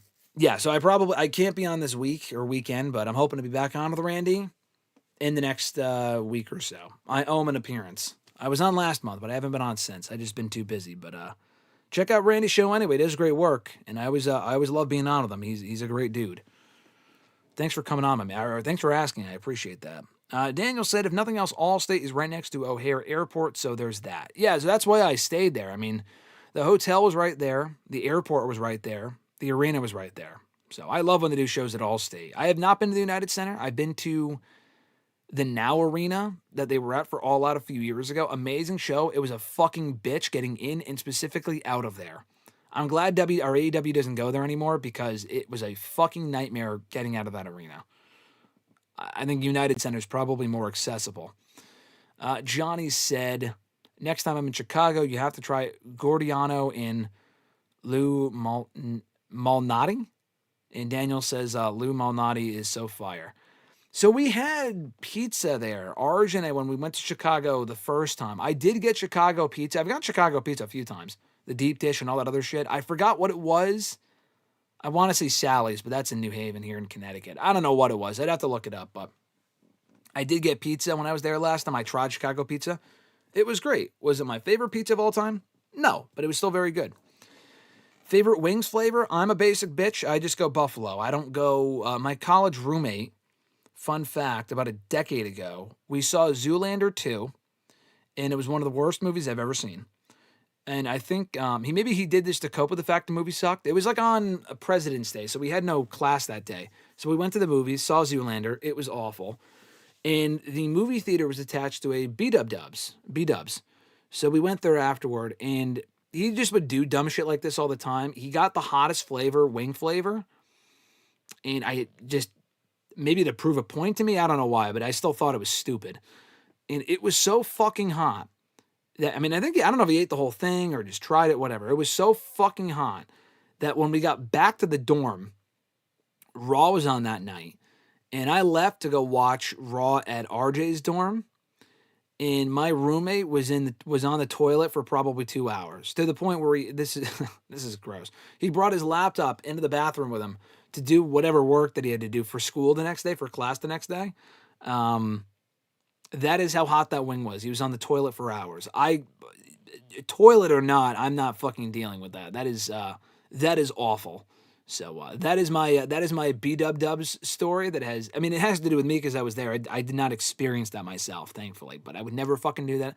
I'm a basic bitch. I would go the most mild buffalo flavor there is, but I do like wings. And I always go boneless. If I have to have traditional, that's fine. I do eat traditional. I prefer boneless. Boneless is awesome. Johnny said, honey barbecue is the best wings flavor. I've had honey barbecue. Those are good too. Favorite part of Raw last night, Maria asked? Being there, Cena's appearance. He didn't get physical, and it was a pretty basic promo, but just being in Cena's presence. Like, I was never the biggest Cena fan, but you really appreciate him the more that we know that, like, he's leaving now. And I'm glad they really made a full run out of it and not just, like, one final match. I don't know, just the reaction was amazing, being able to experience that with my friend who I don't think has ever seen Cena in person before, and that was the whole reason why he wanted to go. It was special. So honestly, the Cena appearance. The rest of the show was cool. Lyra and Roxanne was good. Stephanie and Kyrie, I thought, had a really good match. The other matches were good. The main event was solid, but I think my favorite part of the show was the opening segment. Also getting Bayley back, and also AJ Lee being there. Because I had not heard Light It Up in the arena in well over 10 years, probably since 2013 or 2012. So being able to see AJ in person and hearing that music in person was also the highlight of my night. Johnny said, Will versus Pac, Chris versus Willow. Oh, as far as other amazing matches from All Out, yeah, I forgot about those. Konosuke and Omega I mentioned, but yeah, Will versus Pac was great from last year. Chris and Willow was awesome last year, I agree. And I forgot about Daniel Bryan versus Ricky Starks. Excuse me, another amazing All Out match. I would also put those on the list. Definitely Bryan and Starks. I really like that one. And I'm not a big because AEW does so many street fights that it's kind of hard for them to feel special. But I thought Willow and Chris Statlander was a great match from last year. Maria says, I agree. Bayley would have been a better choice than Lyra for the 6th woman tonight. I agree. What has been my favorite Hangman Page storyline? I think honestly, probably his whole character arc in the last 2 years has been so fucking well done. I think honestly, he might be my favorite person in AEW. Not even just now, but aside from Punk, he might be my favorite AEW original for sure. I'm obviously a Jericho fan of 2025, I don't know, but I still like Jericho. You know, I've always been a big Christian fan, and William Regal. Those guys will always be my favorites, the Hardy Boys. But AEW original, it's got to be Adam Page. His original run to the title from 2019 through 2021 was incredible, especially when he won the championship at All Out that year. And then for him, or full gear rather, and then for him to have a similar character arc in the last 2 years is honestly amazing. He was able to replicate it again. He had such a championship chase that was so great, you never thought anything would ever top it. And then he finally did it again for a second time this year. In the last 2 years is honestly wild. So, my favorite might be the first one, but the second one, with him finally winning it at All In this year, was also great. It's also great. Let's see. Boneless are better than traditional, Johnny says. I don't know if they're better, I just prefer them. Maria said, Eddie Kingston reminds me of my annoying, loud Puerto Rican uncle who's a pain in the ass. Hey, listen, he might be a pain in the ass, but he's fucking awesome. I don't know how much you love your uncle, but he might be loud, he might be annoying, but he's also a tough guy, and he could beat the shit out of you. You know what I mean? So, he might not be your favorite uncle, but I would still say he might be pretty cool. He's real. And yes, Daniel, I am a boneless guy. I'm much more of a boneless guy than a traditional wing guy. But if you offer me traditional wings, I'll fucking eat them. I love them. I just prefer boneless because there's more meat there and there's less of a mess. Maria said, motel rooms don't have pay-per-view service, ? I don't know. I don't stay at motels, so I don't know. Oh, you're talking about me being away this weekend? They do. I mean, I could watch I'm not going to be, let's put it this way. We'll be away this weekend at the time in which the pay-per-views are on. Definitely WrestlePalooza. We will not be at the hotel. We will be elsewhere. I will put it this way. We will be waiting in line, or lines, I should say, while those events are going on, specifically WrestlePalooza. So that's why I would have to watch it on my phone. Johnny said, I remember when coworkers put laxatives in their food to get revenge on people eating their food. That is fucking cruel. I mean, honestly, if someone ate my food, I'd be pissed. I don't know if I would give them laxatives. That is disgusting. They must have been really mad. I mean, listen, like I said, I would be mad if people ate my food or took my food. I'd be mad too. revenge is one thing. That is just a whole other level of discomfort and disgust. Lapdog, what's going on? What did I miss? He said, we've just been chatting for the last hour, answering a lot of questions here about AEW, WWE, you name it. We've talked about it. Yes, Blake Kate, it is fitting that Lapdog is here now that we were talking about AEW. Yes, you came into the perfect time, and I'm saying something positive about AEW. You think I just shit on AEW? That's not true. I think All Out this weekend will be good, and we were talking about all the great things about AEW in the last couple of minutes. So, yeah, laxatives. That's hilarious. That's fucking cruel, though. That is. If someone did that to me, I'm not sure if I could ever forgive him. That is disgusting. Maria said, "Can you remember the best seat that you ever sat at in a wrestling event?" Yes. And also Daniel said, reminds me of the scene from American Pie. Fun fact, I only just saw American Pie in full for the first time 2 years ago with RJ. We were at SummerSlam in the hotel in Detroit, and we were just looking for something to watch on TV that night. I think we didn't go to SmackDown. We just had it on. I think before SummerSlam the next day. We just put it on as we went to bed or whatever, when we went to sleep. And he put on American Pie. He had it on his fucking Roku or his Amazon Fire Stick or something, and we watched the movie in full. I don't think I've ever seen it before in full prior to that point. Lapdog said he joined 5 minutes ago, so he caught what I said. Well, there you go. You were in time for that, for the AEW talk, for the AEW positivity talk specifically. Yeah, best seat I've ever had at a wrestling event.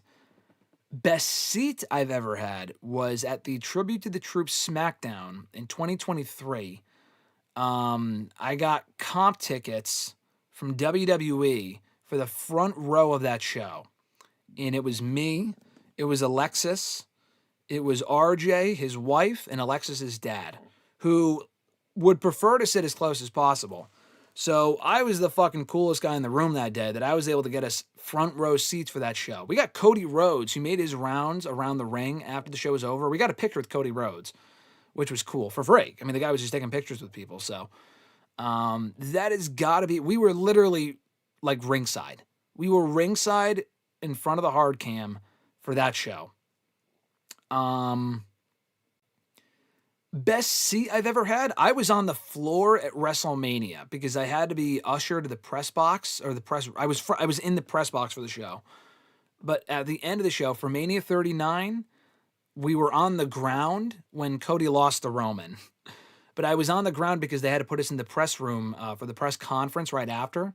So we were on the ground while that happened. Same thing for SummerSlam last year. But that was fucking awesome. And then also Mania this year, we got tickets with Clash of Clans. We were there with them. I was covering a story with them, so they got us tickets. And we weren't ringside. We were in the crowd. But like, best seats I've had for a big show, for the entire show, was that. Like, best seats I've ever had was ringside for SmackDown 2 years ago. Best seats for a show I was there for the whole time, like, because Mania is bigger than SmackDown. That was cool. To be that close at Mania this year was awesome. But I also stood in the crowd right by the barricade at Mania 39, right by the ramp, which was also incredible. So those memories stand out as well. Loudest pop I've ever been in person for, probably the Hardy Boys in 2017. The video is here on the channel of me freaking the fuck out and losing my voice when the Hardy Boys returned to WrestleMania 33 in 2017 in Orlando. And I was in the last fucking row of the building. I was like literally the last row in the bleachers at Camping World Stadium. Either that, trying to think of what else, like loudest pops. I've been there for a lot of great pops, a lot of loud pops. That might be number one, though. That might be number one. I was there when Cody Rhodes returned, but I was in the press box when Brock returned in 2021. That was fucking loud. That was awesome. That was really loud. I might go Hardy Boys. I still think that's one of the greatest returns, one of the greatest moments I've ever been in attendance for. Which show will be better this weekend, Fernando asked. Probably All Out. I think WrestlePalooza has more potential. I don't know. WrestlePalooza has bigger matches, but All Out is usually the quality's pretty consistent. So I'll go All Out. Usually AEW is a better bet quality-wise than WWE. But I think I'm more excited for WrestlePalooza. with what they have on tap, with it being specifically AJ Lee's first match in over a decade. What letter grade would I give the year 2021 for wrestling? A good for wrestling in general. Maybe a B, because AEW's 2021 was amazing. WWE's 2021 was fucking garbage. I mean, they didn't have any people in the building for the first half, and then the second half was largely dog shit. Like, Raw sucked, and SmackDown was not much better. SmackDown had some quality shows in the latter half of 2021 when Brock came back and the stuff with Roman. That was pretty cool. WWE creatively in 2021 was better than 2019 or 2018, but still not amazing.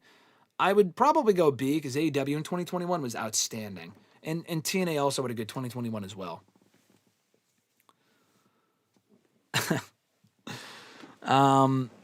Lapdog said, am I ready for 3 hours of September to Remember tomorrow?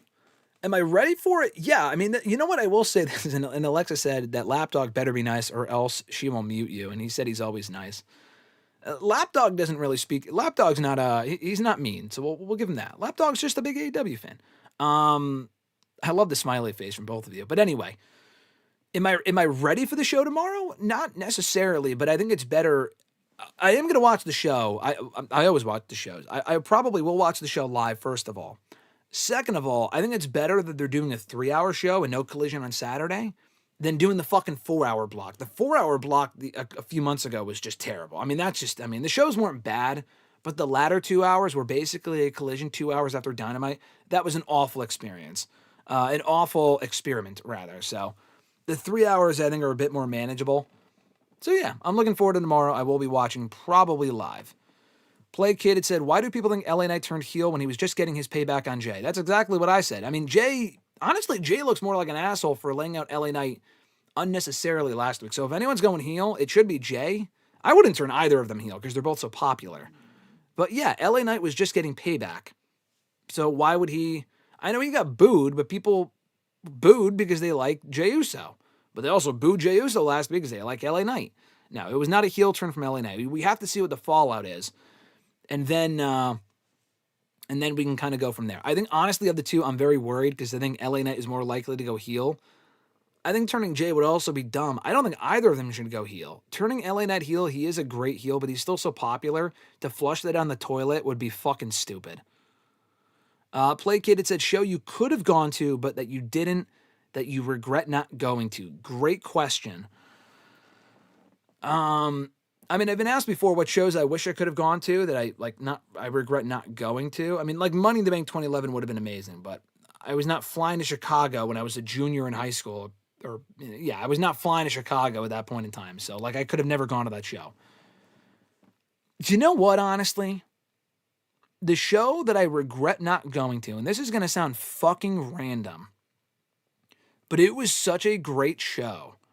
And instead, and I regret it and I don't regret it. The show was great. The reason I did not go, though, was because we were at SmackDown that night, and SmackDown sucked. But we were there for the Hall of Fame. We saw the Undertaker get inducted into the WWE Hall of Fame. So honestly, if I didn't see that, I probably would have regretted it. But I also had the option that night to go to Supercard of Honor in 2022 in Texas. That show was fucking awesome. For two reasons specifically. Seeing FTR versus the Briscoes in person, and I was there for their second match in Lowell, Mass.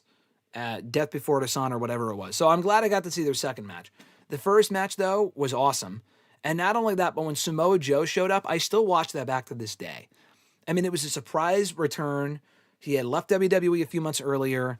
The crowd went crazy. Oh my God, I get goosebumps thinking about it now. I'm thinking, fuck, man, I really wish I was at that show.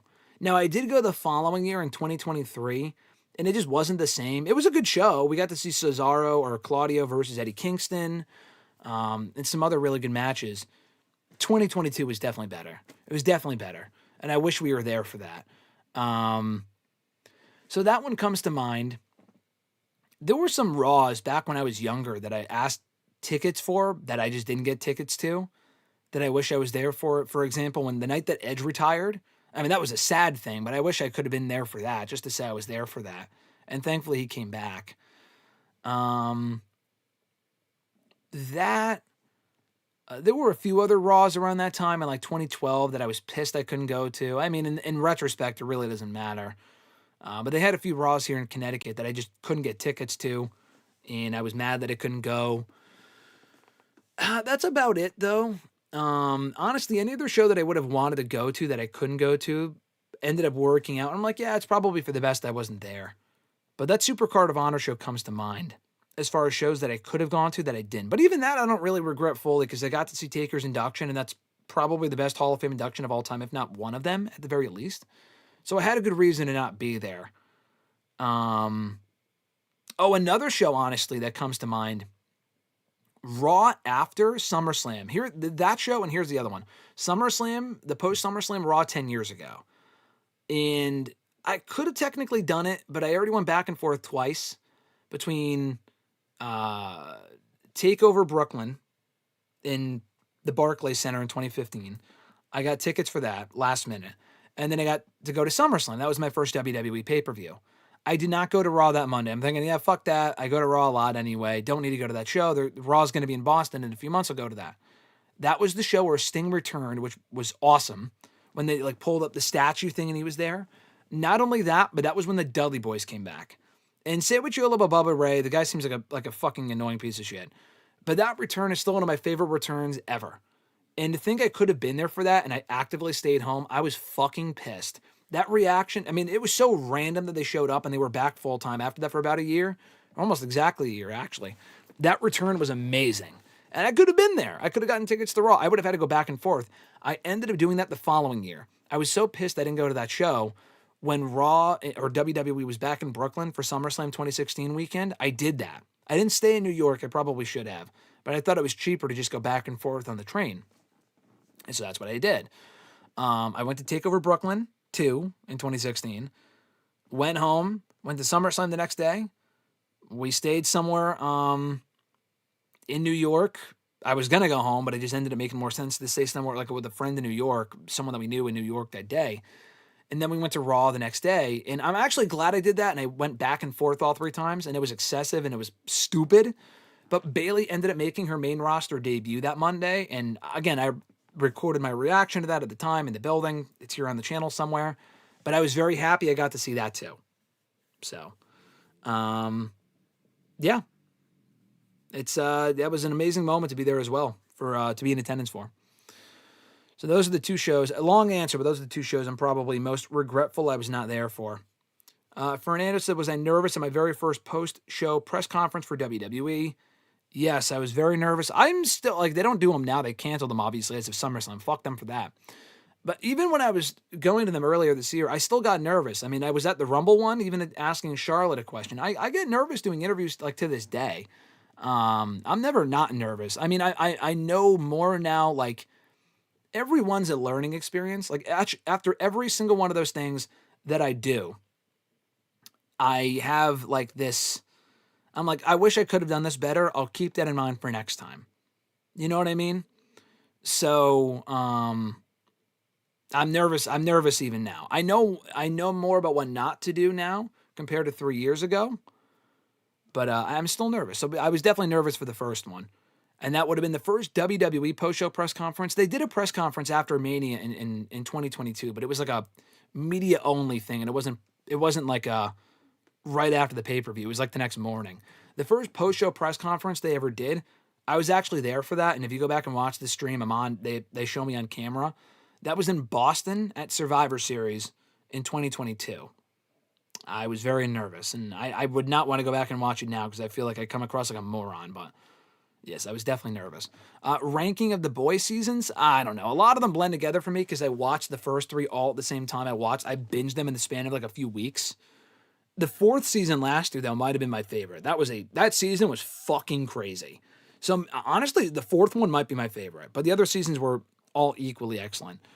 What letter grade do I give Pete Dunne's wrestling career in WWE? A C, C+. I mean, his NXT UK title run was great, but that was a decade ago. What has he really done since then? His NXT run was good. They never really made him a top guy in NXT. He was there for years. And on the main roster, he was fucking Butch, which was awful. And I liked him in Brawling Brutes, but he really hasn't done anything. And now he reunited with Tyler Bate, and even they're not really doing anything now. So I would have to go C. A lot of wasted potential there. 3 hours is a happy medium for sure, Grunt says. I agree. Jay should turn heel, Maria said. I disagree. I mean, he's still so popular. How do you turn that guy heel? I know you might not like him, which is, I get, but I just feel like that would be, I don't know. I just feel like that's a waste of his popularity. Placated said earlier, I missed this question. The WWE prices are getting more and more out of hand. I agree. They're fucking ridiculous. How often do you get comp tickets versus having to pay to go to shows? Nowadays, so it's a good question. I get comp for a lot of the shows that I go to now. It depends what we're talking about. So with Raw last night, I got the tickets from Netflix. That was a very last minute thing. With Heatwave, though, I went to NXT Heatwave last month. I bought those tickets because WWE doesn't do the comp tickets as much anymore, and it's not like a me thing or a media thing. It's a WWE thing. So since TKO took over in the last year, they don't even give their own fucking employees tickets, which is kind of crazy. So I paid to go to that show. RJ and I both, because we love that building that they had NXT Heatwave in. So we paid to go to that show. They had an NXT TV taping in that building last December. We paid to go to that show because that was right after they stopped giving out free tickets. So we paid to go to that show. Like the pay-per-views and stuff that I'm doing media work at, like press stuff, they get us tickets for those. Like Mania, I got comp tickets. Rumble, the Raw after SummerSlam. Yeah, all of those shows I got comp tickets for. But like Bound for Glory, if I go to Bound for Glory and I'm hoping to next month, I'm buying those tickets. If I go to Full Gear in November, I'd probably would get comp tickets. When I went to Collision last year, I got comp tickets.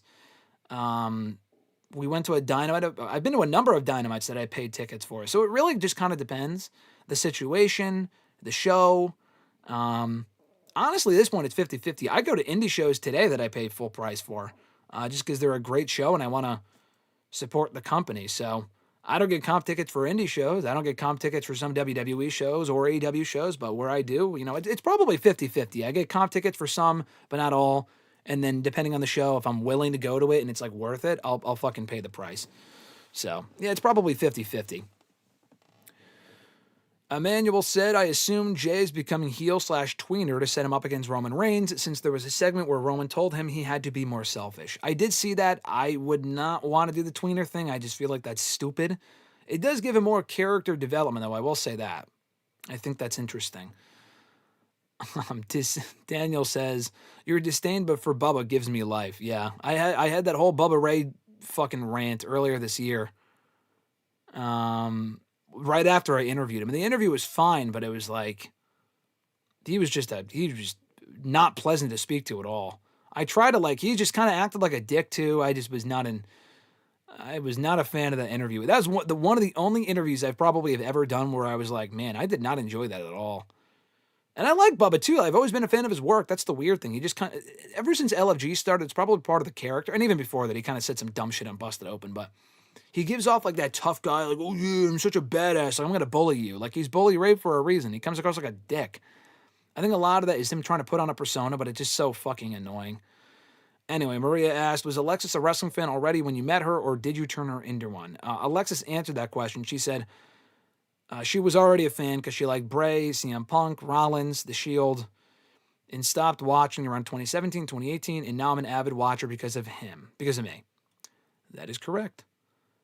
Daniel said, it also makes watching your interview with him so much funnier. I lost. I mean, the thing is, going into that Bubba interview, I asked to speak to him. I was looking forward to that. Some of the shit that he says was dumb, but I'm like, I'm looking forward to speaking to him. And then during the interview, it just was not pleasant. And he wasn't like, I don't know. It was really weird. It was so strange.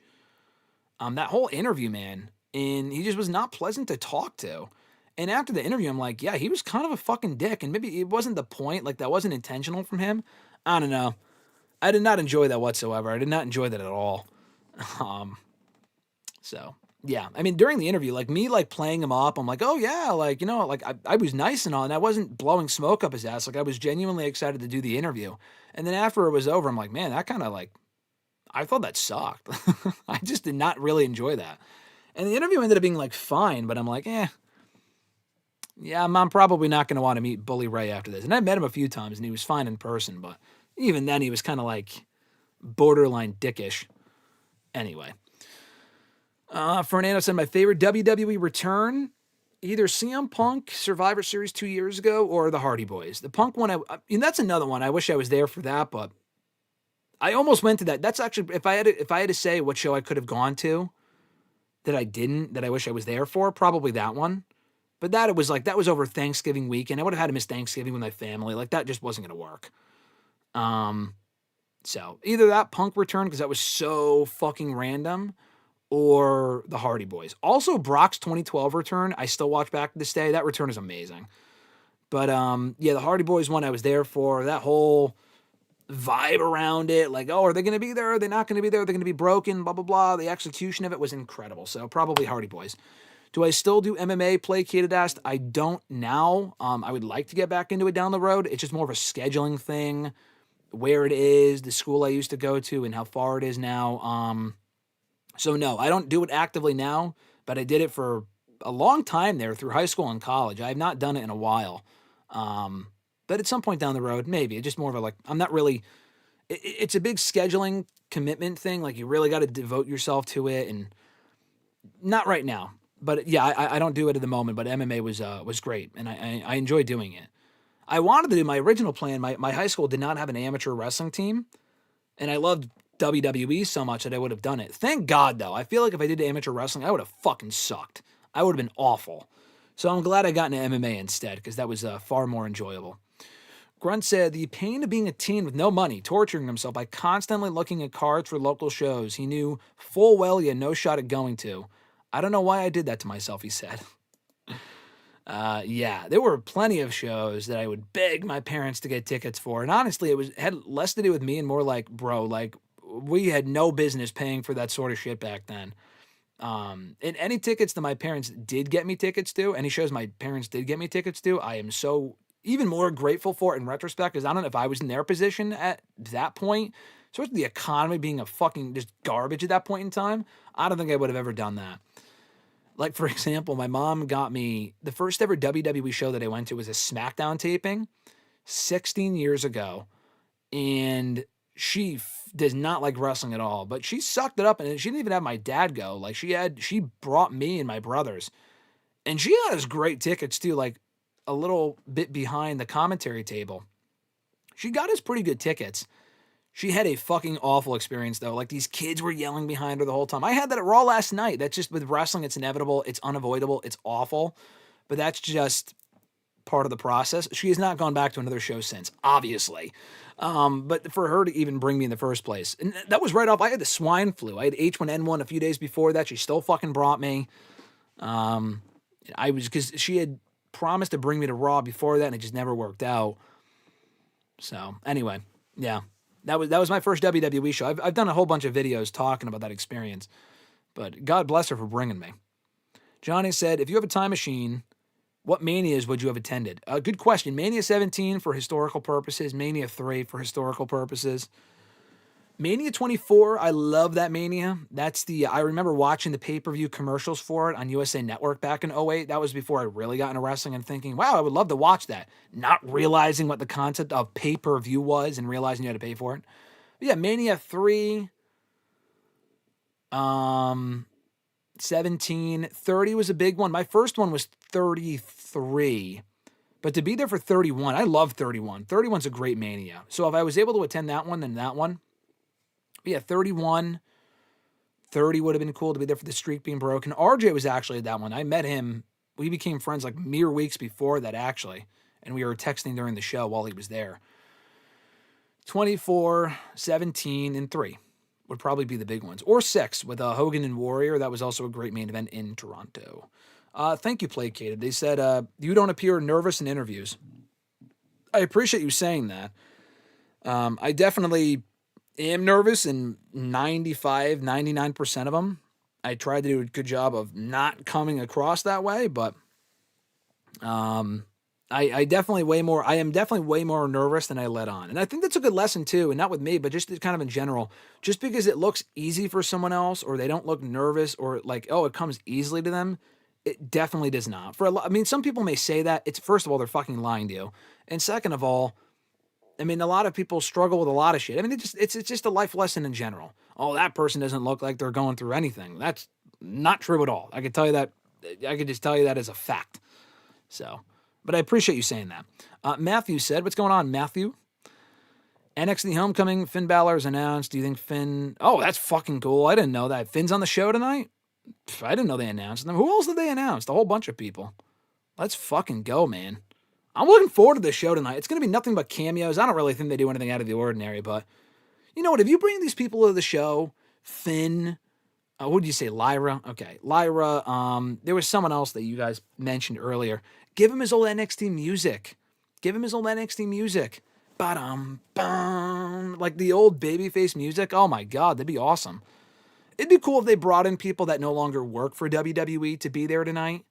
I doubt they do that. Tyler Breeze is probably the closest that we have to that, but even he works there. Like he is under contract with the company. He doesn't wrestle, but he works there. But I would like to see them bring in some free agents that we've not seen in forever. Bring in fucking Bull Dempsey. You know what I mean? I said this on Twitter a few weeks ago. Give me an NXT gimmick battle royal. That'd be awesome. As far as he's asking, what do I think he'll do? I have no idea. In his booking, he meets Blake Monroe. I don't know why that makes sense. He says, you know why that makes sense? I actually don't. What history does Finn Balor have with the former Mariah May? I don't know, but that would be very random. Play Kid had said, if Tiffany and Ludwig have indeed broken up, he has the chance to do the funniest thing ever, actually slide into Charlotte's DMs. That would be hilarious. Tiffany would be fucking pissed, though. I would be careful about sliding into Charlotte's DMs, though. Charlotte seems like a very nice person. She's also has had, no disrespect, but 3 divorces, including with a former talent that no longer works there. So I'd be careful about getting involved with Charlotte. She seems like a nice person, though. I would not jump from Tiffy's... I would not go from Tiffy to Charlotte. I'm not sure that's a smart move. Maria said Andrade should go to AAA. Oh, wait, never mind. I mean, that would have never worked. I mean, Andrade would have been cool in AAA, but like, he never wanted to be a part of that, I'm sure. Daniel said comp tickets must be nice. I don't take it for granted. I've put in the work and I feel like I've earned it, but at the same time, I take nothing for granted. And if I can't get comp tickets, I'll fucking pay. I don't give a shit. I just like going to shows. I've always liked going to shows. I don't really go to concerts at all. I don't really do much, but I mean, listen, well before, I mean, that's not like a new thing. I only started getting comp tickets from working with these companies in the last few years. Before that, I paid for everything, man. I mean, I went to Mania twice. I paid full price for that shit just to be in the fucking building. I couldn't tell you how many Raws I paid for, SmackDowns, NXTs, NXT takeovers, AEW shows, TNA shows, Ring of Honor shows. I mean, I'm sure I've paid astronomical money to go to those shows. Not like front row. Like, I'm not talking like I'm the fucking green shirt guy or some of these other people. I mean, the prices were always like lower. I would always go for the cheapest ticket just to be in the building. That was always my mindset. Be in the building. And I always had a great time. I regret nothing. Maria said, Andrade is the ultimate lesson on why you should not burn bridges. Even Charlotte dumped his ass, had him escorted out of the house. We don't know what went on there, to be fair. We don't know what went on there. But Andrade being escorted out of the arena is not a good sign. We'll talk about that in a little bit. I said earlier, like, I don't know how much time we'll spend on these, on the scheduled questions. And typically, we're spending a lot of time with the chat, which is fine with me. You guys are very active today, and I appreciate that. But yeah, I appreciate all the activity in the chat. We'll try to get through this stuff quickly so we can get to the scheduled questions before I head on out of here. More unpleasant interview, Placated said. Bully or Sasha? Good question. Yeah, Sasha at least gave me some good answers. Sasha was kind of a bitch. But Sasha at least was kind of in character, though, and I knew that going in. So I'm going to say Bully, to be honest with you. I was more disappointed with the Bully interview. Sasha was just annoying. Sasha was like, oh, yeah, my favorite Survivor Series match is me against Asuka from last year. And I'm like, I think Ariel Helwani asked her that question. I'm like, bitch, come on. Like, the in-character stuff might work for some people like MJF. It does not work for her. Her in-character interviews, like, to promote shit are just fucking intolerable. I'm sorry. And Sasha is great, but the in-character interviews were awful. Like, she was trying to bury me for saying, oh, yeah, thanks for putting that out there, but I'm actually not in the 3rd season of Mandalorian. Thank you very much. And it's not that big of a deal, but if you go back and listen to the interview from here on the channel, it's really funny, because I thought it was actually announced that she was in the show. I was not trying to get a scoop from her. I think that's probably what she thought I was doing. And she goes, I'm actually not in that third season of Mandalorian. Thank you very much. Thanks for putting that out there, though. Like, in a very bitchy tone. And then guess what? She was in the fucking third season. So fuck you. I'm just kidding. She probably didn't want it announced before it actually came out, but she probably thought I was trying to scoop her. I just genuinely had, I thought it was announced. That was a misinterpretation on my part. Would I interview Matt Riddle? I have, and it was actually, the times that I have interviewed him before, he was actually very entertaining. I've interviewed him in person. He was funny as fuck. Would I interview him now? No. He seems like an absolute train wreck at the moment, so probably not. Fernando said, what are your thoughts on the Worlds Collide show this past weekend? I thought it was good. It was along the same lines as the other one from a few months ago. They're not must-see shows. The wrestling was good. There's not a whole lot of storylines. Dominic winning the AAA title was cool, but, I thought it was good. Was it must-see? No, but it was good. Have I ever had to use MMA skills? Yeah, well, doing MMA, yes. In terms of, I pride myself in the fact I've never had to get into an actual fight with anyone. I don't really see the point of doing that. So, I've used them in real life, but not for, self-defense. I don't want to jinx myself. If I had to, then I would. But, let's not get it twisted here. I'm not going to sit here and tell you, oh, I'm such a great MMA person. I have a fucking black belt. I don't. I enjoyed studying MMA and doing MMA, but I'm not like this. Please do not ask me, if you were to see me, oh, let's get in a fight. Show me what you got. Yeah, let's not. That would be fucking stupid. I have used my MMA skills. I have not had to use them in an actual for self-defense. Let's not jinx it though. I won't. I don't really want to if I don't have to. How many siblings do I have? Placated asked. Several. Maria said Andrade. I'm not an only child. Maria said Andrade came off as a lazy wrestler to me that you could tell he was just wasn't really trying too hard in a match. Well, if he wasn't trying, he was still great though because he's had some great matches in WWE since being back. So if he wasn't trying, he still was. His 50% is like a lot of people's 100%. He's that good. I will give him that.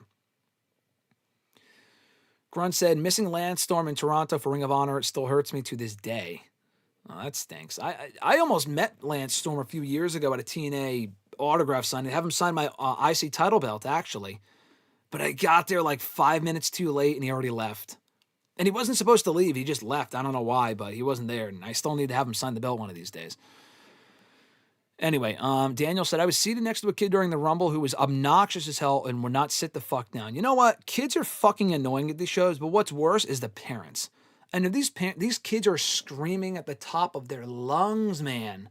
It was bad last night. And I feel bad for my friend. He had earplugs and everything. He thought well enough in advance to do that, which is smart to bring them. These kids, dude, they're so fucking annoying, but it's not even really their fault. They're allowed to do it because the parents allow them to do it. If you're sitting next to your kid and they're screaming at the top of their lungs, you're just a bad parent. I'm sorry. You're just a bad parent. How did RJ and I meet and become friends? We went to college together, and I met him freshman year. He was a year ahead of me. We had a mutual friend that I was in class with, that I had a few classes with. And I was doing a wrestling blog, or we had to do a blog, and I did a blog entry about wrestling or something, the fucking Usos or whatever. This kid hears that and then comes up to me afterward and says, and I knew this kid for a while, but he said, hey, I have a friend that's a big wrestling fan if you'd love to meet him. I said, yeah, sure. And then we met up at dinner, that day or soon after, and it was a very, very brief exchange. RJ was not very talkative at all. I said it was nice to meet him, and that was it. And then I think soon after, I got his number. And then I asked him, hey, if you want to come on my wrestling show, I do a show called WrestleRant Radio on Tuesday nights, live at the college radio station. He said, sure, I'll stop by, and it ended up going well. And I'm like, oh, that's cool. I actually did not, I say this all the time and we joke about it. I actually did not have the idea in mind for him to come back. I did not ask him to come back if you want to be my new co-host. I just said, if you want to come back, if you want to just do the show this one. I didn't say that in those words, but I was like, the idea was for him to do that one show, and that was it. And then without even me asking, he just showed up the next week. And then we were on spring break and he showed up a week later. And I'm like, okay, I guess he's here to stay. And then we've been friends ever since, obviously. So that is how we met. And I still bust his balls about that. Honestly, if he didn't show up after that first show, we probably would not have stayed friends. But because he wanted to do the show and he kept coming back, I'm like, okay, cool. And obviously I wanted him after that. I wanted him to stay on the show after that. But that was not the original idea. And I still bust his balls about that to this day. Rhea and Raquel should have a match tonight. Listen, they've already had so many matches on the main roster. I'm kind of good with that. Emmanuel said, might have to leave soon, but random non-wrestling question. I saw you watch the Academy Award-winning film Suicide Squad per Letterboxd. How did you feel about Jared Leto Joker? I did not like it at all. I saw that movie when it came out. I just put up the Letterboxd review recently because James Gunn was on the mind. I'm watching Peacemaker. It's a great show. Jared Leto Joker, I did not like at all. I thought it was a terrible iteration of the Joker. I think Joker was better played in the Jack Nicholson Joker, I think is what I'm thinking of. He played it better. The Joker from Dark Knight Rises, Heath Ledger, way better. Even the Joker from the new Batman movie a few years ago, better. Mark Hamill only does the voice of him, still a better Joker. Jared Leto would be at the very bottom for me. I thought that whole mob Joker was fucking cringy. Daniel said 3 divorces in a 10-year span. If there was ever any doubt, Charlotte is Rick's daughter. Man, I guess it runs in the family. Matthew said Finn Balor meets the woman from hell and gives him advice, but not from Finn, but the demon Finn Balor. Oh, okay. All right, yeah, maybe, perhaps. The demon showing up would be cool, but for a backstage segment, probably not. Daniel said the comp tickets are definitely deserved, my man. I appreciate it, Daniel. Thank you. Fernando said, can Sammy still be a star in AEW? No, I don't think so. At this point, I just don't get it. Sammy's very talented. They have way more people that are way more talented than Sammy Guevara. I just don't care. Is Braun Breaker the worst interview? He's up there. I interviewed him once earlier. I've interviewed him a few times, and he's been good. There's been other times I interviewed him, like over SummerSlam weekend. I'll have to put up the video soon. He did not give anything. He was It looked like he just woke up, bro. It looked like he just woke up. Yeah, Braun Breaker's not a great interview, but I've had other interviews with him that were fun or fine. So he's an interesting individual. Maria said, I think you could have beaten CM Punk in MMA. I wouldn't go that far. He'd probably fucking murder me, but it would be more of a fair fight than some of these other people. I'll tell you that much. Johnny said, besides SummerSlam 2022 or 02 and 2013, other SummerSlams that you would have taken a time machine to? Good question. 02 would be the one, or 2013. 2011, I really like that SummerSlam, so maybe that one. SummerSlam 08. I love that show. So SummerSlam 08, 2011, and let's go. 05 was a decent one. 01 maybe. Maybe the first one just for historical purposes at MSG would be cool. Yeah, I guess any of those.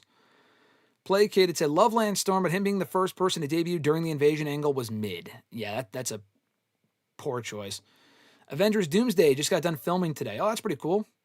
Let's try to avoid spoilers, obviously, as far as nothing getting out, but I'm looking forward to the movie. I'm pumped for it. Daniel said, not having RJ plan to come back and seeing what it's turned into is awesome.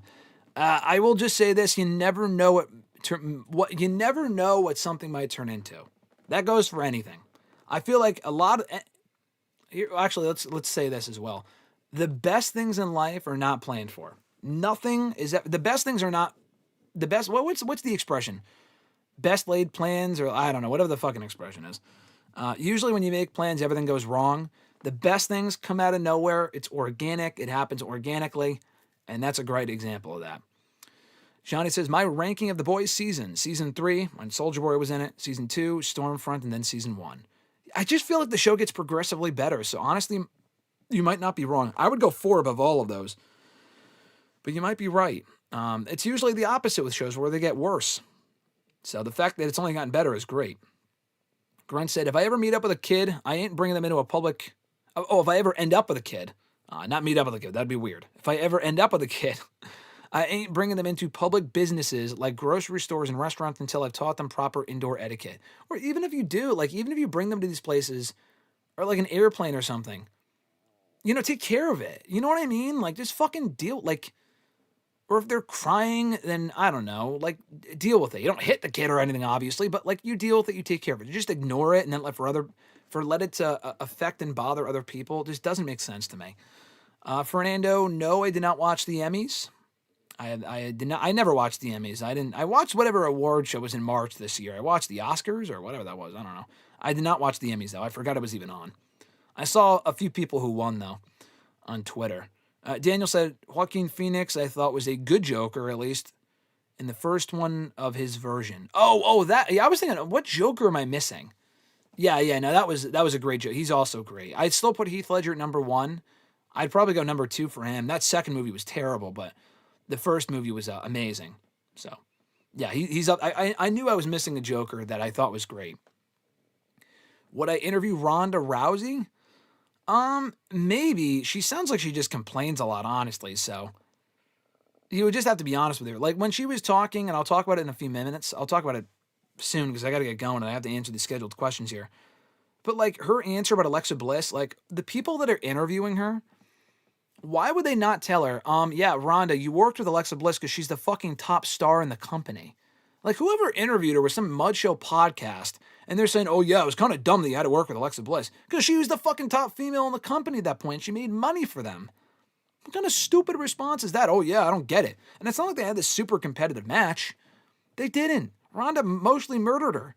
I just didn't get that answer. I just thought that was stupid. And I've liked Ronda's work, but her second run sucked. I mean, I don't know. If I was to interview her, it would have to be a real honest conversation. I wouldn't necessarily turn it down, but I would be careful with my questions as far as, like, I wouldn't say dumb shit like that, or at least hold her accountable. Like, come on, man. Like, you know why you worked with Alexa Bliss, and if you didn't, that's just stupid. Johnny said, Royal Rumble 2002 would be the top of my Royal Rumble time machines. Yeah, that's a good show. It's not my favorite show. Rumble time machines for me. Rumble 2020 to be there when Edge returned. I love Rumble 2020.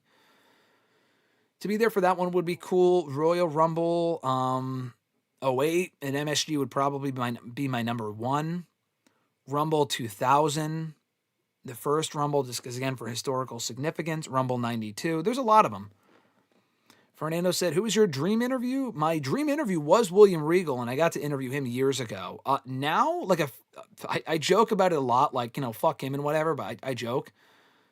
My dream formal interview, and I have asked him a question at a press conference last year at Mania, but have not had a formal interview with this person, The Rock. I know I've talked a lot of shit about The Rock, so I know that sounds funny, but I still am a big fan of The Rock. I respect a lot of what he does. I say fuck The Rock for all of his involvement with the final boss shit earlier this year that went south and went nowhere. But it would probably be The Rock or Christopher Lloyd. But that's probably not going to happen. He's older now. It's probably not going to happen. From my favorite movie of all time, Back to the Future. And then last comment here before we get going with the scheduled questions. What grade do you give this past season of Andor? A+. Amazing show. I mean, that second season was awesome. I mean, I'm in the process of rewatching it right now. I haven't rewatched the last 3 episodes, but that show was so fucking good, man. It was better than the first season, and the first season was great. Easily the best Star Wars show they've ever done. And I love The Mandalorian, Clone Wars, even if you want to include animation, Clone Wars, Rebels, Bad Batch, all great. I enjoyed Ahsoka. I enjoyed Kenobi. I enjoy all their shows. That was easily the best one they've ever done. Especially episodes 8, 9, 10 were some of the best television I think I've ever seen. Especially when the battle episode in episode 8, season 2, phenomenal. So fucking good. A or A+. What grade do I give Ronda's wrestling career as a whole? Good question. B- because that second run was bad, but that first run was great. Like, she had a lot of great matches, but that second run just was not, it was very underwhelming. The Charlotte feud sucked. The first match they had was not good at WrestleMania. The rematch was better. But then her whole run as champion was kind of botched. The tag title run was nothing. Her last match wasn't good. But she did accomplish a lot in that first run. She was a big star, very popular, broke barriers for that company's women's division at that point. So either B or B-, but that second run was bad. And she also ended the first run with that subpar Mania match with Becky and Charlotte, which was good, but not remotely as great as it could have been, and that finish sucked. So probably B or B-. Johnny says, dream AEW interview. Good question. Sting would be awesome. I've known people who've interviewed Sting. I would love to interview Sting. It's not going to happen probably, but Sting would be cool. Adam Page maybe, or Omega. I mean, some of those other people I've talked to before, like I've interviewed Swerve before years ago, well before what he is today, but I've interviewed him before. Who else is on top? MJF, Dream interview, I don't know if I'd go that far, because I feel like he would just completely fucking shit on me, and I don't know if I'm really prepared. Like, you say, like, oh, I don't look, like someone said I don't look nervous. I feel like he would completely throw me off my game if I interviewed MJF. I've met him and he was a dick, but, like, that's the point, because he's a character. That's just his gimmick, and that was well before, like, he became the star that he is today. That was back in 2019. So, yeah, probably Sting, Omega, or Adam Page might be number one. Daniel said, if I had to pick a wrestling name for yourself, what would it be? Great question. I've answered this before, and I don't remember what I've said. I'd probably just stick with Graham GSM Matthews, right? That would make the most sense. And I would have two finishers. Graham GSM Matthews would have two finishers. The Graham Slam. I've always thought it would be like a World's Strongest Slam, but I don't exactly have the build to be doing the World's Strongest Slam. But it would be a slam of some sort. And then the second move would be the Writer's Block. I don't know if that's a standard shoulder block or what, but it would be something along those lines. I just thought Writer's Block would be a great name for a finisher for someone that's a writer such as myself. Noob said, MJF is still the biggest a-hole in wrestling, LOL. Yes, he is, and that's what makes him amazing. MJF is still fantastic. I feel like you'd rip me apart if I ever met him again or if I interviewed him, but, that's what makes him great as a character on the show. All right, let's go through these scheduled questions. I got to get out of here soon. We got a lot of questions here that I want to get through.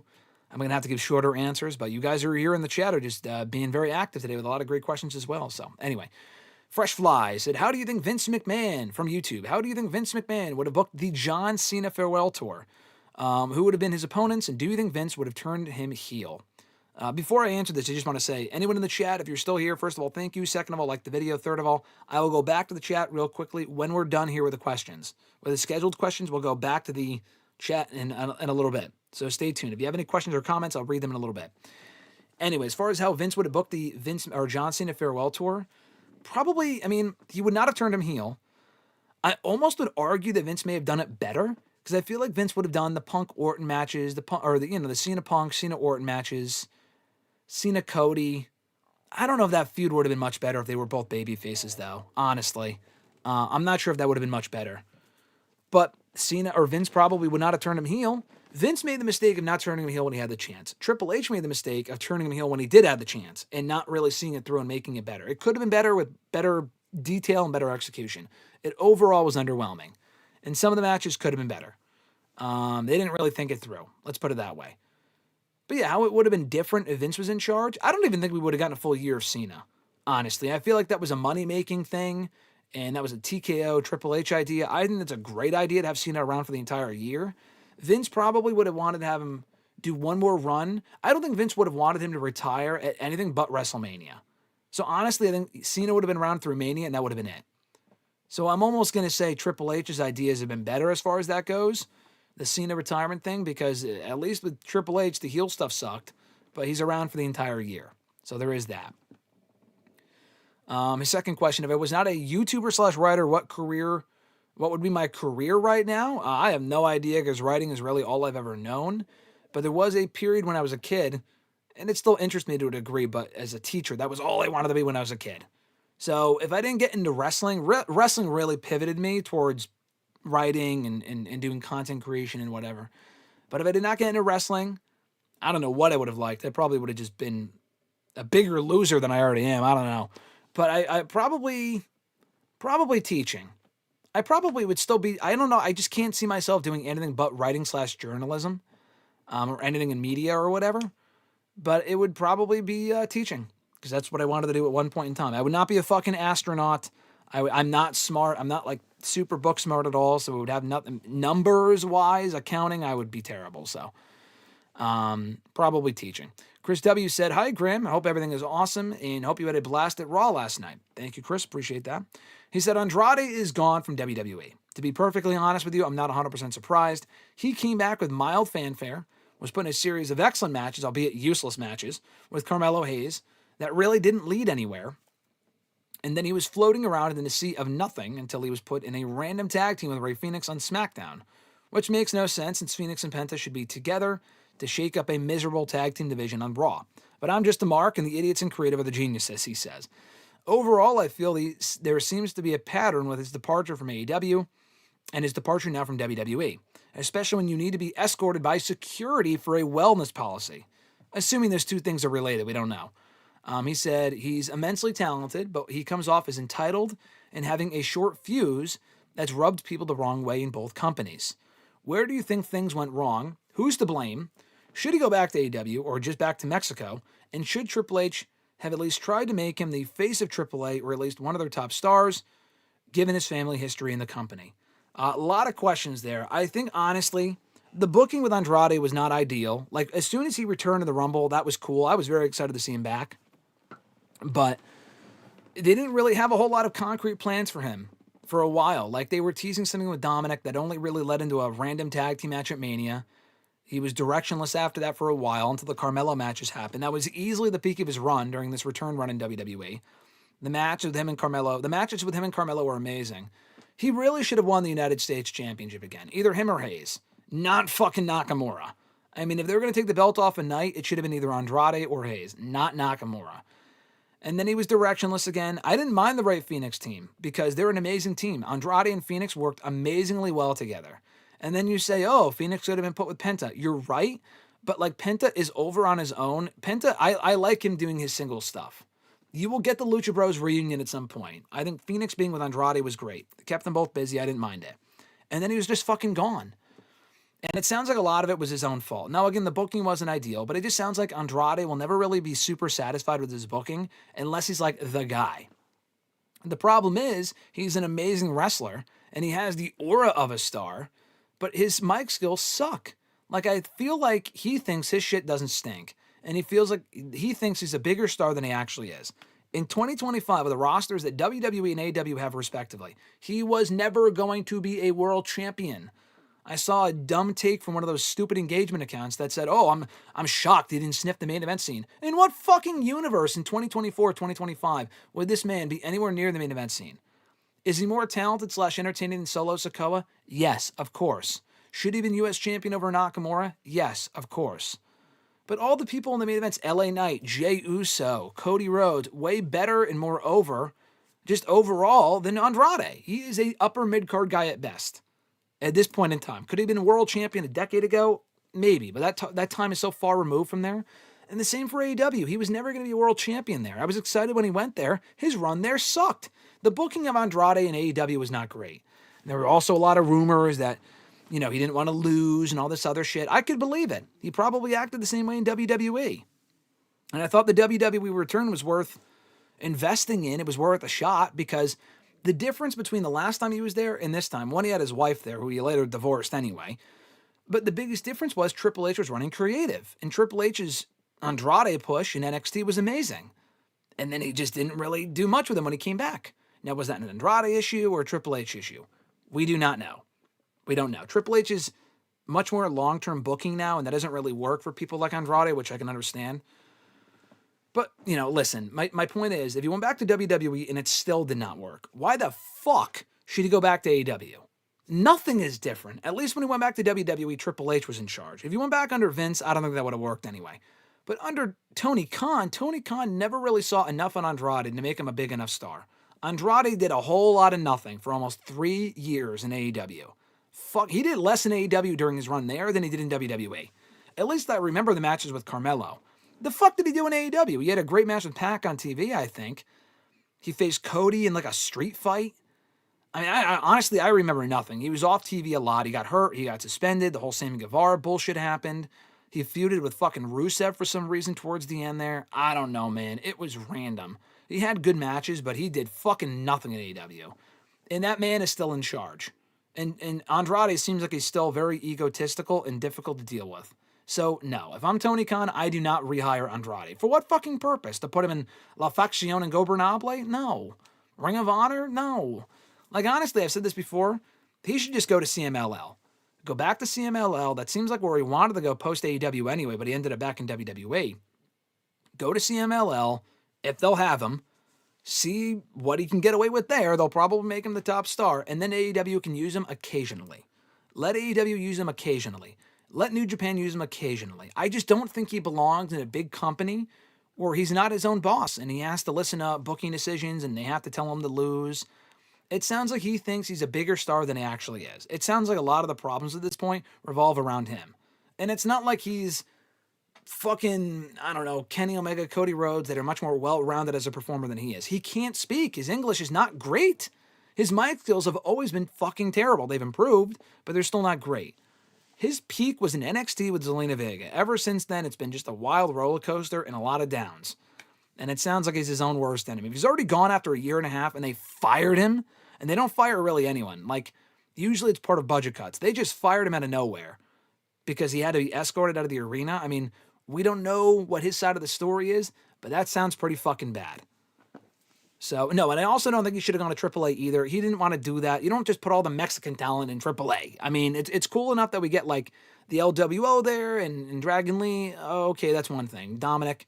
Don't put all the Hispanic talent in AAA. That's just stereotypical. I mean, Andrade had plans on SmackDown. Him and Phoenix could have been the next tag team champions. Not saying they were going to be, but they were an amazing team. He was on SmackDown pretty consistently there for a while there in the last year, doing something, at least for a little while, for the most part. AAA was not the answer. But I don't think you should go back to AEW either. I just feel like go back to CMLL, do your own thing, show up occasionally. It seems like at this point the problem is him himself.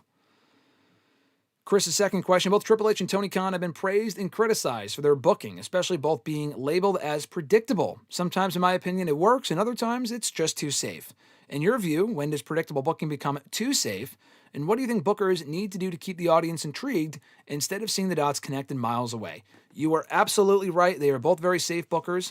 I'd rather have a safe booker than a booker that does these wild things but then gives up on it like a Vince McMahon. I do think it does help to be unpredictable at times. Do things that people are not expecting. To a certain degree, I kind of respect the fact they turned John Cena heel because that was so kind of out of left field. The problem was it didn't really make a whole lot of sense. They didn't try to make it make sense, and it just ended up not being good. So, I mean, at least that was something, a bit of a shocker, and they didn't just take the predictable path of babyface Cena versus babyface Cody. You got to switch things up once in a while. More often than Triple H tends to do. Tony Khan, same thing as well. Their shows are good. I enjoy Raw. I enjoy SmackDown. I enjoy Dynamite most weeks. They're safe, solid shows. You also need some must-see angles that are out of left field. Take some risks. Sometimes they won't work. Sometimes they will. You got to do stuff that's out of the box. They seem like they're very much in their element, and I'm the same way, so I get it. They're very comfortable with their style of logical week-to-week booking. You got to do some big shit once in a while. Sometimes it'll work, sometimes it won't. But it will give people a reason to not know exactly where you're going 1,000 miles out, like you said. What are some of your favorite all-time co-main events on a pay-per-view in the 17 years that you've been a fan? That's a good question. Any Orton Christian match from 2011? I mean, they weren't always second to last, but those matches were always great. I don't know if you would include Shawn and Taker from WrestleMania 25. That wasn't the main event, but it was a great co-main event. I answered a similar question to this a few weeks ago, like best second to last main events on a pay-per-view. But, I mean, probably those. There's been plenty of pay-per-views where the co-main events were better than the main events themselves. So, Brock and Goldberg for Mania 33, not the top answer, but that was a very fun match. Way better than Taker and Roman in the main event. Trying to think of what else. You know, Bryan and Kofi wasn't a co-main event, but that for Mania 35 was great. Way better than the women's triple threat that year. Yeah, I mean, I don't know, but those are a few examples, I guess. He also said, from the years I have heard people insult Tony Khan by calling him a money mark, and I have no idea what they mean by that. I find it even funnier that people never called Vince McMahon that, and he basically embodied one. Why do people call TKO a money mark, or TK a money mark? Why do Vince McMahon and Triple H not be called one as well? And why do people online just love burying the guy?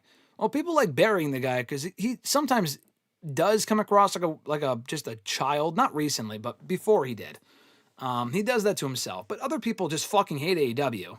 Like Chris, who was nice today, was burying Tony Khan a lot. I wouldn't go so far as to call him any disparaging things. Money Mark is pretty safe. You know, calling him something racist, that's just gross. Because people just don't like AEW and what they stand for or their product or whatever stuff that they've done. I think that's a little too far. I think them being around is a great thing. But he's called a money mark because he's a wrestling mark, as we all are, with a lot of money. And honestly, why didn't people call Vince McMahon that? Because Vince McMahon is not really a pro wrestling fan. He was a fan of shit that he booked. Is he a pro wrestling fan, a WWE fan? Honestly, I don't think so. At least he hasn't been in decades. He was a fan of doing shit his way as a sports entertainer. And sometimes it worked. A lot of the times towards the end there, it fucking did not. So that's why Vince McMahon does not get called a money mark. Because yeah, he has a lot of money, but he's not really a mark. Tony Khan has a lot of money and he's a mark. And sometimes that can be your worst enemy because it feels like a fantasy wrestling booking promotion. It feels like an e-fed as opposed to a promotion that you're trying to make money off of. It feels more like a vanity project for him, at some points. Other times he does great work with it. So that's why people call him a money mark. I really don't think that's a big of a deal. Triple H isn't a money mark because, again, I feel like he likes what he likes. And he can be a better booker at points. And he also has a lot of money. He's also a money mark, but more so Tony Khan, who kind of feels like he's playing with his toys at certain points. And when he gets bored with it, he tosses them to the side. More so than Triple H and even Vince McMahon. Vince McMahon was just fucking psycho. Obviously, Vince McMahon should be buried a lot more for other shit than Tony Khan. Let's put it that way. Chris's last question here. The disastrous announcement of WrestleMania 43 going to Saudi Arabia received an ugly uproar from fans online and completely warranted, he said. This company has completely turned their backs on the fans for such a quick buck and sell their souls. And what's even more tragic is that this will be the first of so many more PLEs that will take place in Saudi, especially an eventual SummerSlam. This is even worse for independent wrestlers because now they won't get revenue during WrestleMania weekend due to the event being such an attraction regardless of the city, so the festivity of the event will be nowhere in the States. This, to me, would be a great chance for AEW to run a stadium show in New Orleans that weekend and really give the finger to a company deserving of one. Should AEW run a stadium show in New Orleans in WrestleMania 43 weekend, should it include various shows from other companies, and would it make a statement? Yes, and yes. I said this earlier, but I absolutely agree. I think they should absolutely run a show that weekend. Not exactly opposite of WrestleMania, but later on in the day, because WrestleMania is at fucking 1 o'clock p.m. anyway due to the Saudi time. Having it be in New Orleans would be perfect, because we do not know when WrestleMania is going to New Orleans now. It will not be next year, and it's not the year after. So it's going to be a while. They should do All In from New Orleans next year, because that's where Mania was supposed to be. New Orleans got fucked over. Give them a Mania-like event. It's not Mania, but whatever's close to it. The independent scene will really benefit. Other companies, what other companies are we talking here? Like, it's not TNA. Like, if you mean like GCW and stuff like that, then absolutely. They should work with other companies. So, that'd be awesome. I think they should absolutely do that. Big chance here for Tony Khan to look like the good guy and the hero of the day by doing stuff that WWE won't. So I totally agree with that. Emmanuel A., who was here earlier, 3 questions from them. He said, apologies if you talked about these things before, but do you ever play My Faction mode in WWE 2K? I bring it up because TNA AJ Styles got added to WWE 2K25, including the Get Ready to Fly theme song, but it's locked behind the mode. Yeah, I saw that. That's fucking awesome. The problem is I don't play My Faction. I have no interest in playing My Faction, and I'm not going to. If it got me the song, then maybe. But if I play My Faction, can I use Get Ready to Fly in regular modes and in my GM? That's the question. If the answer is no, then I probably won't. But yeah, no, I was aware of that. I just haven't played it because I don't play My Faction stuff. Anyway, let's see. Next question of his. How much do you know of Edge's 01-04 face run? Edge has said he was upset about getting booed in Toronto at SummerSlam 04. Though, curious enough, he was actually teasing a heel turn before then by cheating in matches and starting a feud with Chris Jericho. That I did not know. But yeah, I knew it was a failed babyface run. Like, he was over when he first turned face, I would say, in 01 when he split from Christian. Christian was probably more popular. And he was also doing well as a babyface when he was on SmackDown with Eddie and Angle, having those great feuds and matches. Honestly, I think what really did him in was getting hurt. When he got hurt in early 03 and then came back in 04, he did not work as a babyface. People were booing him. He was boring. He lost the IC title. I think he actually beat Orton for the IC title in a great match. But people just really weren't resonating with Edge as a babyface. He had to turn heel. And then like the Matt Hardy stuff happened with Lita, and Edge was involved in that, and people really did not like Edge for that. Thankfully, they ended up adding that to his act and making that part of his character on the show. But yeah, did not work out for Edge at that point as a babyface, but he went babyface again many years later. Like now, he's been a babyface for years because people just have so much respect for the guy, they don't want to boo him. So I get it, but he's always been a better heel. And then I kind of talked about this before, but his third question was, have you heard about Ronda Rousey dissing Alexa Bliss and how she had to feud with her because Alexa had the best merch sales. Yeah, I don't think Ronda understands how the wrestling business works. Like, Alexa Bliss also, first of all, is not bad. I think your issue was, oh, she's too small. It's not realistic. Bitch, you fucking squashed her anyway. I mean, come on now. I mean, that's ridiculous. You got over because you're working with the top heel on that show. It made sense. You worked with Stephanie. Was it not ridiculous for you to be working with fucking Stephanie McMahon, who's not a wrestler at all? No, it made sense because that was the match they wanted to do. She destroyed her anyway. It made sense. Everything they did with Ronda during that period made sense. They started booing Ronda because her mic skills sucked, and they started to like Becky Lynch more. That's a Ronda issue. She's not all that likable. She was over initially, and then they turned on her because Becky was more likable as a heel than Ronda was as a babyface. They had to turn Ronda Rousey heel soon after. But yeah, I saw those comments. They were fucking dumb. Stupid thing to say. She's just super bitter about the whole thing. She's like, oh yeah, I don't want to go back. And I'm like, good.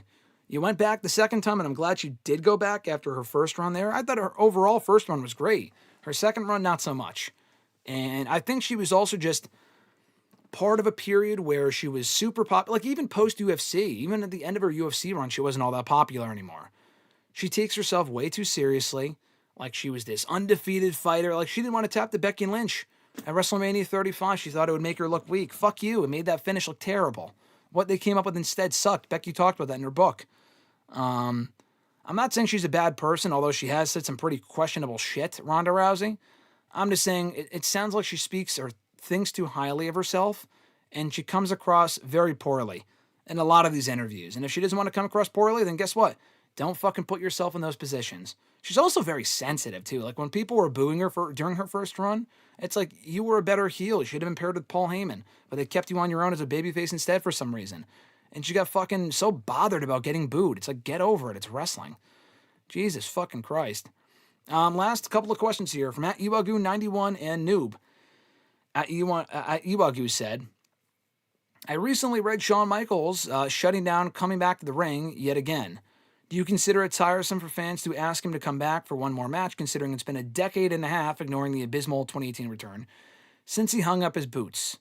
Yeah, it's tiresome for people to ask, but I don't think people were asking about him coming back to the ring. I think people were speculating it because of Saudi. That's really what it was. I think people were speculating it because of that. I don't think people were like, oh, Shawn, you got to return. He turned it down because people were saying you probably will return because it's in Saudi and you're there for the announcement. Hope to fucking God he doesn't return, but honestly, if anyone's going to return to the ring, I'd rather it be him than The Undertaker. That's all I'll say on that. His second question, do you see Mike Bailey and Kevin Knight becoming AEW World Tag Team Champions in the future? Probably not. They're a great team. I feel like they're just together now to keep themselves busy. I think they can both be successful on their own, though. So, no, I don't see them winning the tag titles, but I wouldn't mind if they did. His third question, do you see these Street Profits splitting up? At this point, yeah. I mean, I would have said no a couple of months ago because it looked like they're together for life, unfortunately. But based on the heel turn or the split teases recently, it looks like we're finally headed in that direction. I'm worried, but I hope it does work out well for Montez. I am very fucking worried, and I'm not optimistic. But it's better than keeping them together and just doing the same thing all over again because there's nothing left for them to accomplish. Noob's last two questions here. It seems like everyone is very invested in the Asuka and Io Sky storyline. Do you think that this is the best story, or that this story, rather, will last until WrestleMania? Because I don't want WWE to waste this heel turn and do nothing about it. I think they will. I don't think this lasts until Mania. That's like 7 months away. I think we'll get Io and Asuka before then, and then after Io beats her, Asuka's probably right back to the tag team scene, to be perfectly honest. I mean, Asuka's not really someone they're going to build around in 2025, but she is great. You could do more with her, but I don't really see it going anywhere beyond her losing to Io. Maybe she wins the IC title. I'd be cool with that. We'll see where that goes. His second question, what are your thoughts on Andrade randomly leaving WWE? Do you think he's fired? Yeah, he's definitely fired, because he was doing good tagging with Rey Fenix as of late, but now he's gone. Do you think he'll go back to AEW? I mentioned this before, but him being randomly gone was fucking random indeed. It sounds like he's a big part of the problem there, and he's got to take accountability. Doesn't sound like he did, based on all the reports, but he's still got to hear his side of the story, like I said. Doesn't look good, though, and no, I don't think he should go back to AEW. Will he? Probably. Tony Khan would probably welcome him back with open arms. Should he? No. He sounds like a headache, and what do you really gain out of it? You already had him there once and did jack shit with him. Why would now be any different? You have other Hispanic talent you can push instead. The answer is no. Have him go to CMLL, use him in AEW for one-offs. Please do not sign him. He just sounds like he just will never be satisfied, and he'll continue to complain and cause problems. So I would say, nah, I'm leaving you on red, my friend. And that is it for these scheduled questions. So let's go through the last couple of chats here before we head on out of here. Let's see here. 20 grams of pain, Fernando says, for my wrestling finisher. That's not bad. 20 grams of pain or something. I see. I get the reference. That's not bad. The pivot, Daniel says. The pivot would not be bad. The pivot sounds more like a nickname, to be honest. Grunt said Andrade versus Bandito for the Ring of Honor title at Final Battle. Yeah, but that would still, like, he would still have to be in AEW, though. Like, that match sounds awesome. I don't know, man. I feel like that time, we've come and gone from that. Like, the match sounds great. I would have wanted to see that 4 fucking years ago. But we're just so well past that, that he would have to, by signing him to Ring of Honor, he would have to work for AEW. So, to me, the answer is no. Andrade would do amazing in a Ring of Honor. I agree, Johnny, but that would also require him signing an AEW contract, and I just don't think that's a good idea. He said he could have won the NXT title again. Sure, but Andrade even said a few years ago he turned down going back to NXT. They pitched that to him in 2021, and he said, no, I don't want to do that. I want to succeed at the main event level. So, if he doesn't want to go back to NXT, I'd fucking be very surprised if he settled for going to Ring of Honor, a show that no one gives a shit about outside of the pay-per-views. I'd be shocked if he did that. Johnny said, ain't no telling how much Charlotte changed Andrade, good and bad. They seem like a good couple. I was surprised when they split up, to be honest. Johnny said, it's crazy that Rusev versus Andrade was both their last match in AEW. Not only that, though, it was also CJ Perry's final appearance. They were fighting over her managerial services. None of them ever appeared in the company again, which is crazy. Johnny said Andrade to MLW. Maybe. Andrade, or MLW seems to take a lot of problematic people between Matt Riddle, Austin Aries. So honestly, at that point, throw Andrade into the mix as well. Why not? Daniel said, if you and Alexis were booked against another wrestling couple, past or present, who would you choose? Great question. Punk and AJ, just because I feel like, I don't know. I feel like AJ, they're both tough cookies. But like, Triple H and Stephanie, they would fucking kill us. Specifically Triple H. I'm not facing Triple H. I would love to just be in the ring with Punk. I would love to be in the ring with Punk. I'm sure she would love to be in the ring with AJ Lee. Probably would not win. We would crumble, but it would still be cool. So good question. I would go Punk and AJ Lee. Johnny says, New Orleans, or, I would say Macho Man and Elizabeth, because AJ could definitely take Elizabeth, or Alexis could totally take Elizabeth, but Macho Man would murder me, so I'll probably say no to that too. Johnny said New Orleans probably doesn't want WWE there. Not true, because they have Money in the Bank there next summer, so they're still doing business with them. Rizbo said Andrade should be the AAA champion right now, not Dominic. I disagree. It's like giving him the speed title. Dominic, he's a bigger star than Andrade. That's just a fact. Andrade did not want... giving him the AAA title would be like giving him the Ring of Honor title. It doesn't mean anything at this point. Dominic at least is a bigger star, and they're using the AAA title to further exposure for the brand. Giving Andrade the AAA title does not boost exposure for AAA. He would be great there, but I don't think he wanted to work there. I don't think he wanted to work for AAA. If he wanted to work with AAA, he would just go back to fucking CMLL. You know what I mean? Which is probably what he's going to do. Johnny said the Street Profits should break up in a barber shop. Yeah, following the footsteps of Sean and Marty. Why not? What would be the equivalent of that in 2025? Miz TV? It's just not the same. Fernando said, can you see Andrade getting a third chance with WWE in the future? Never say never. I would say probably not. He was only there for a year and a half and he's already gone. But if he cleans up his act and he's less of a pain in the ass to work with down the road, then maybe he'll pop up down the road. I don't see it happening.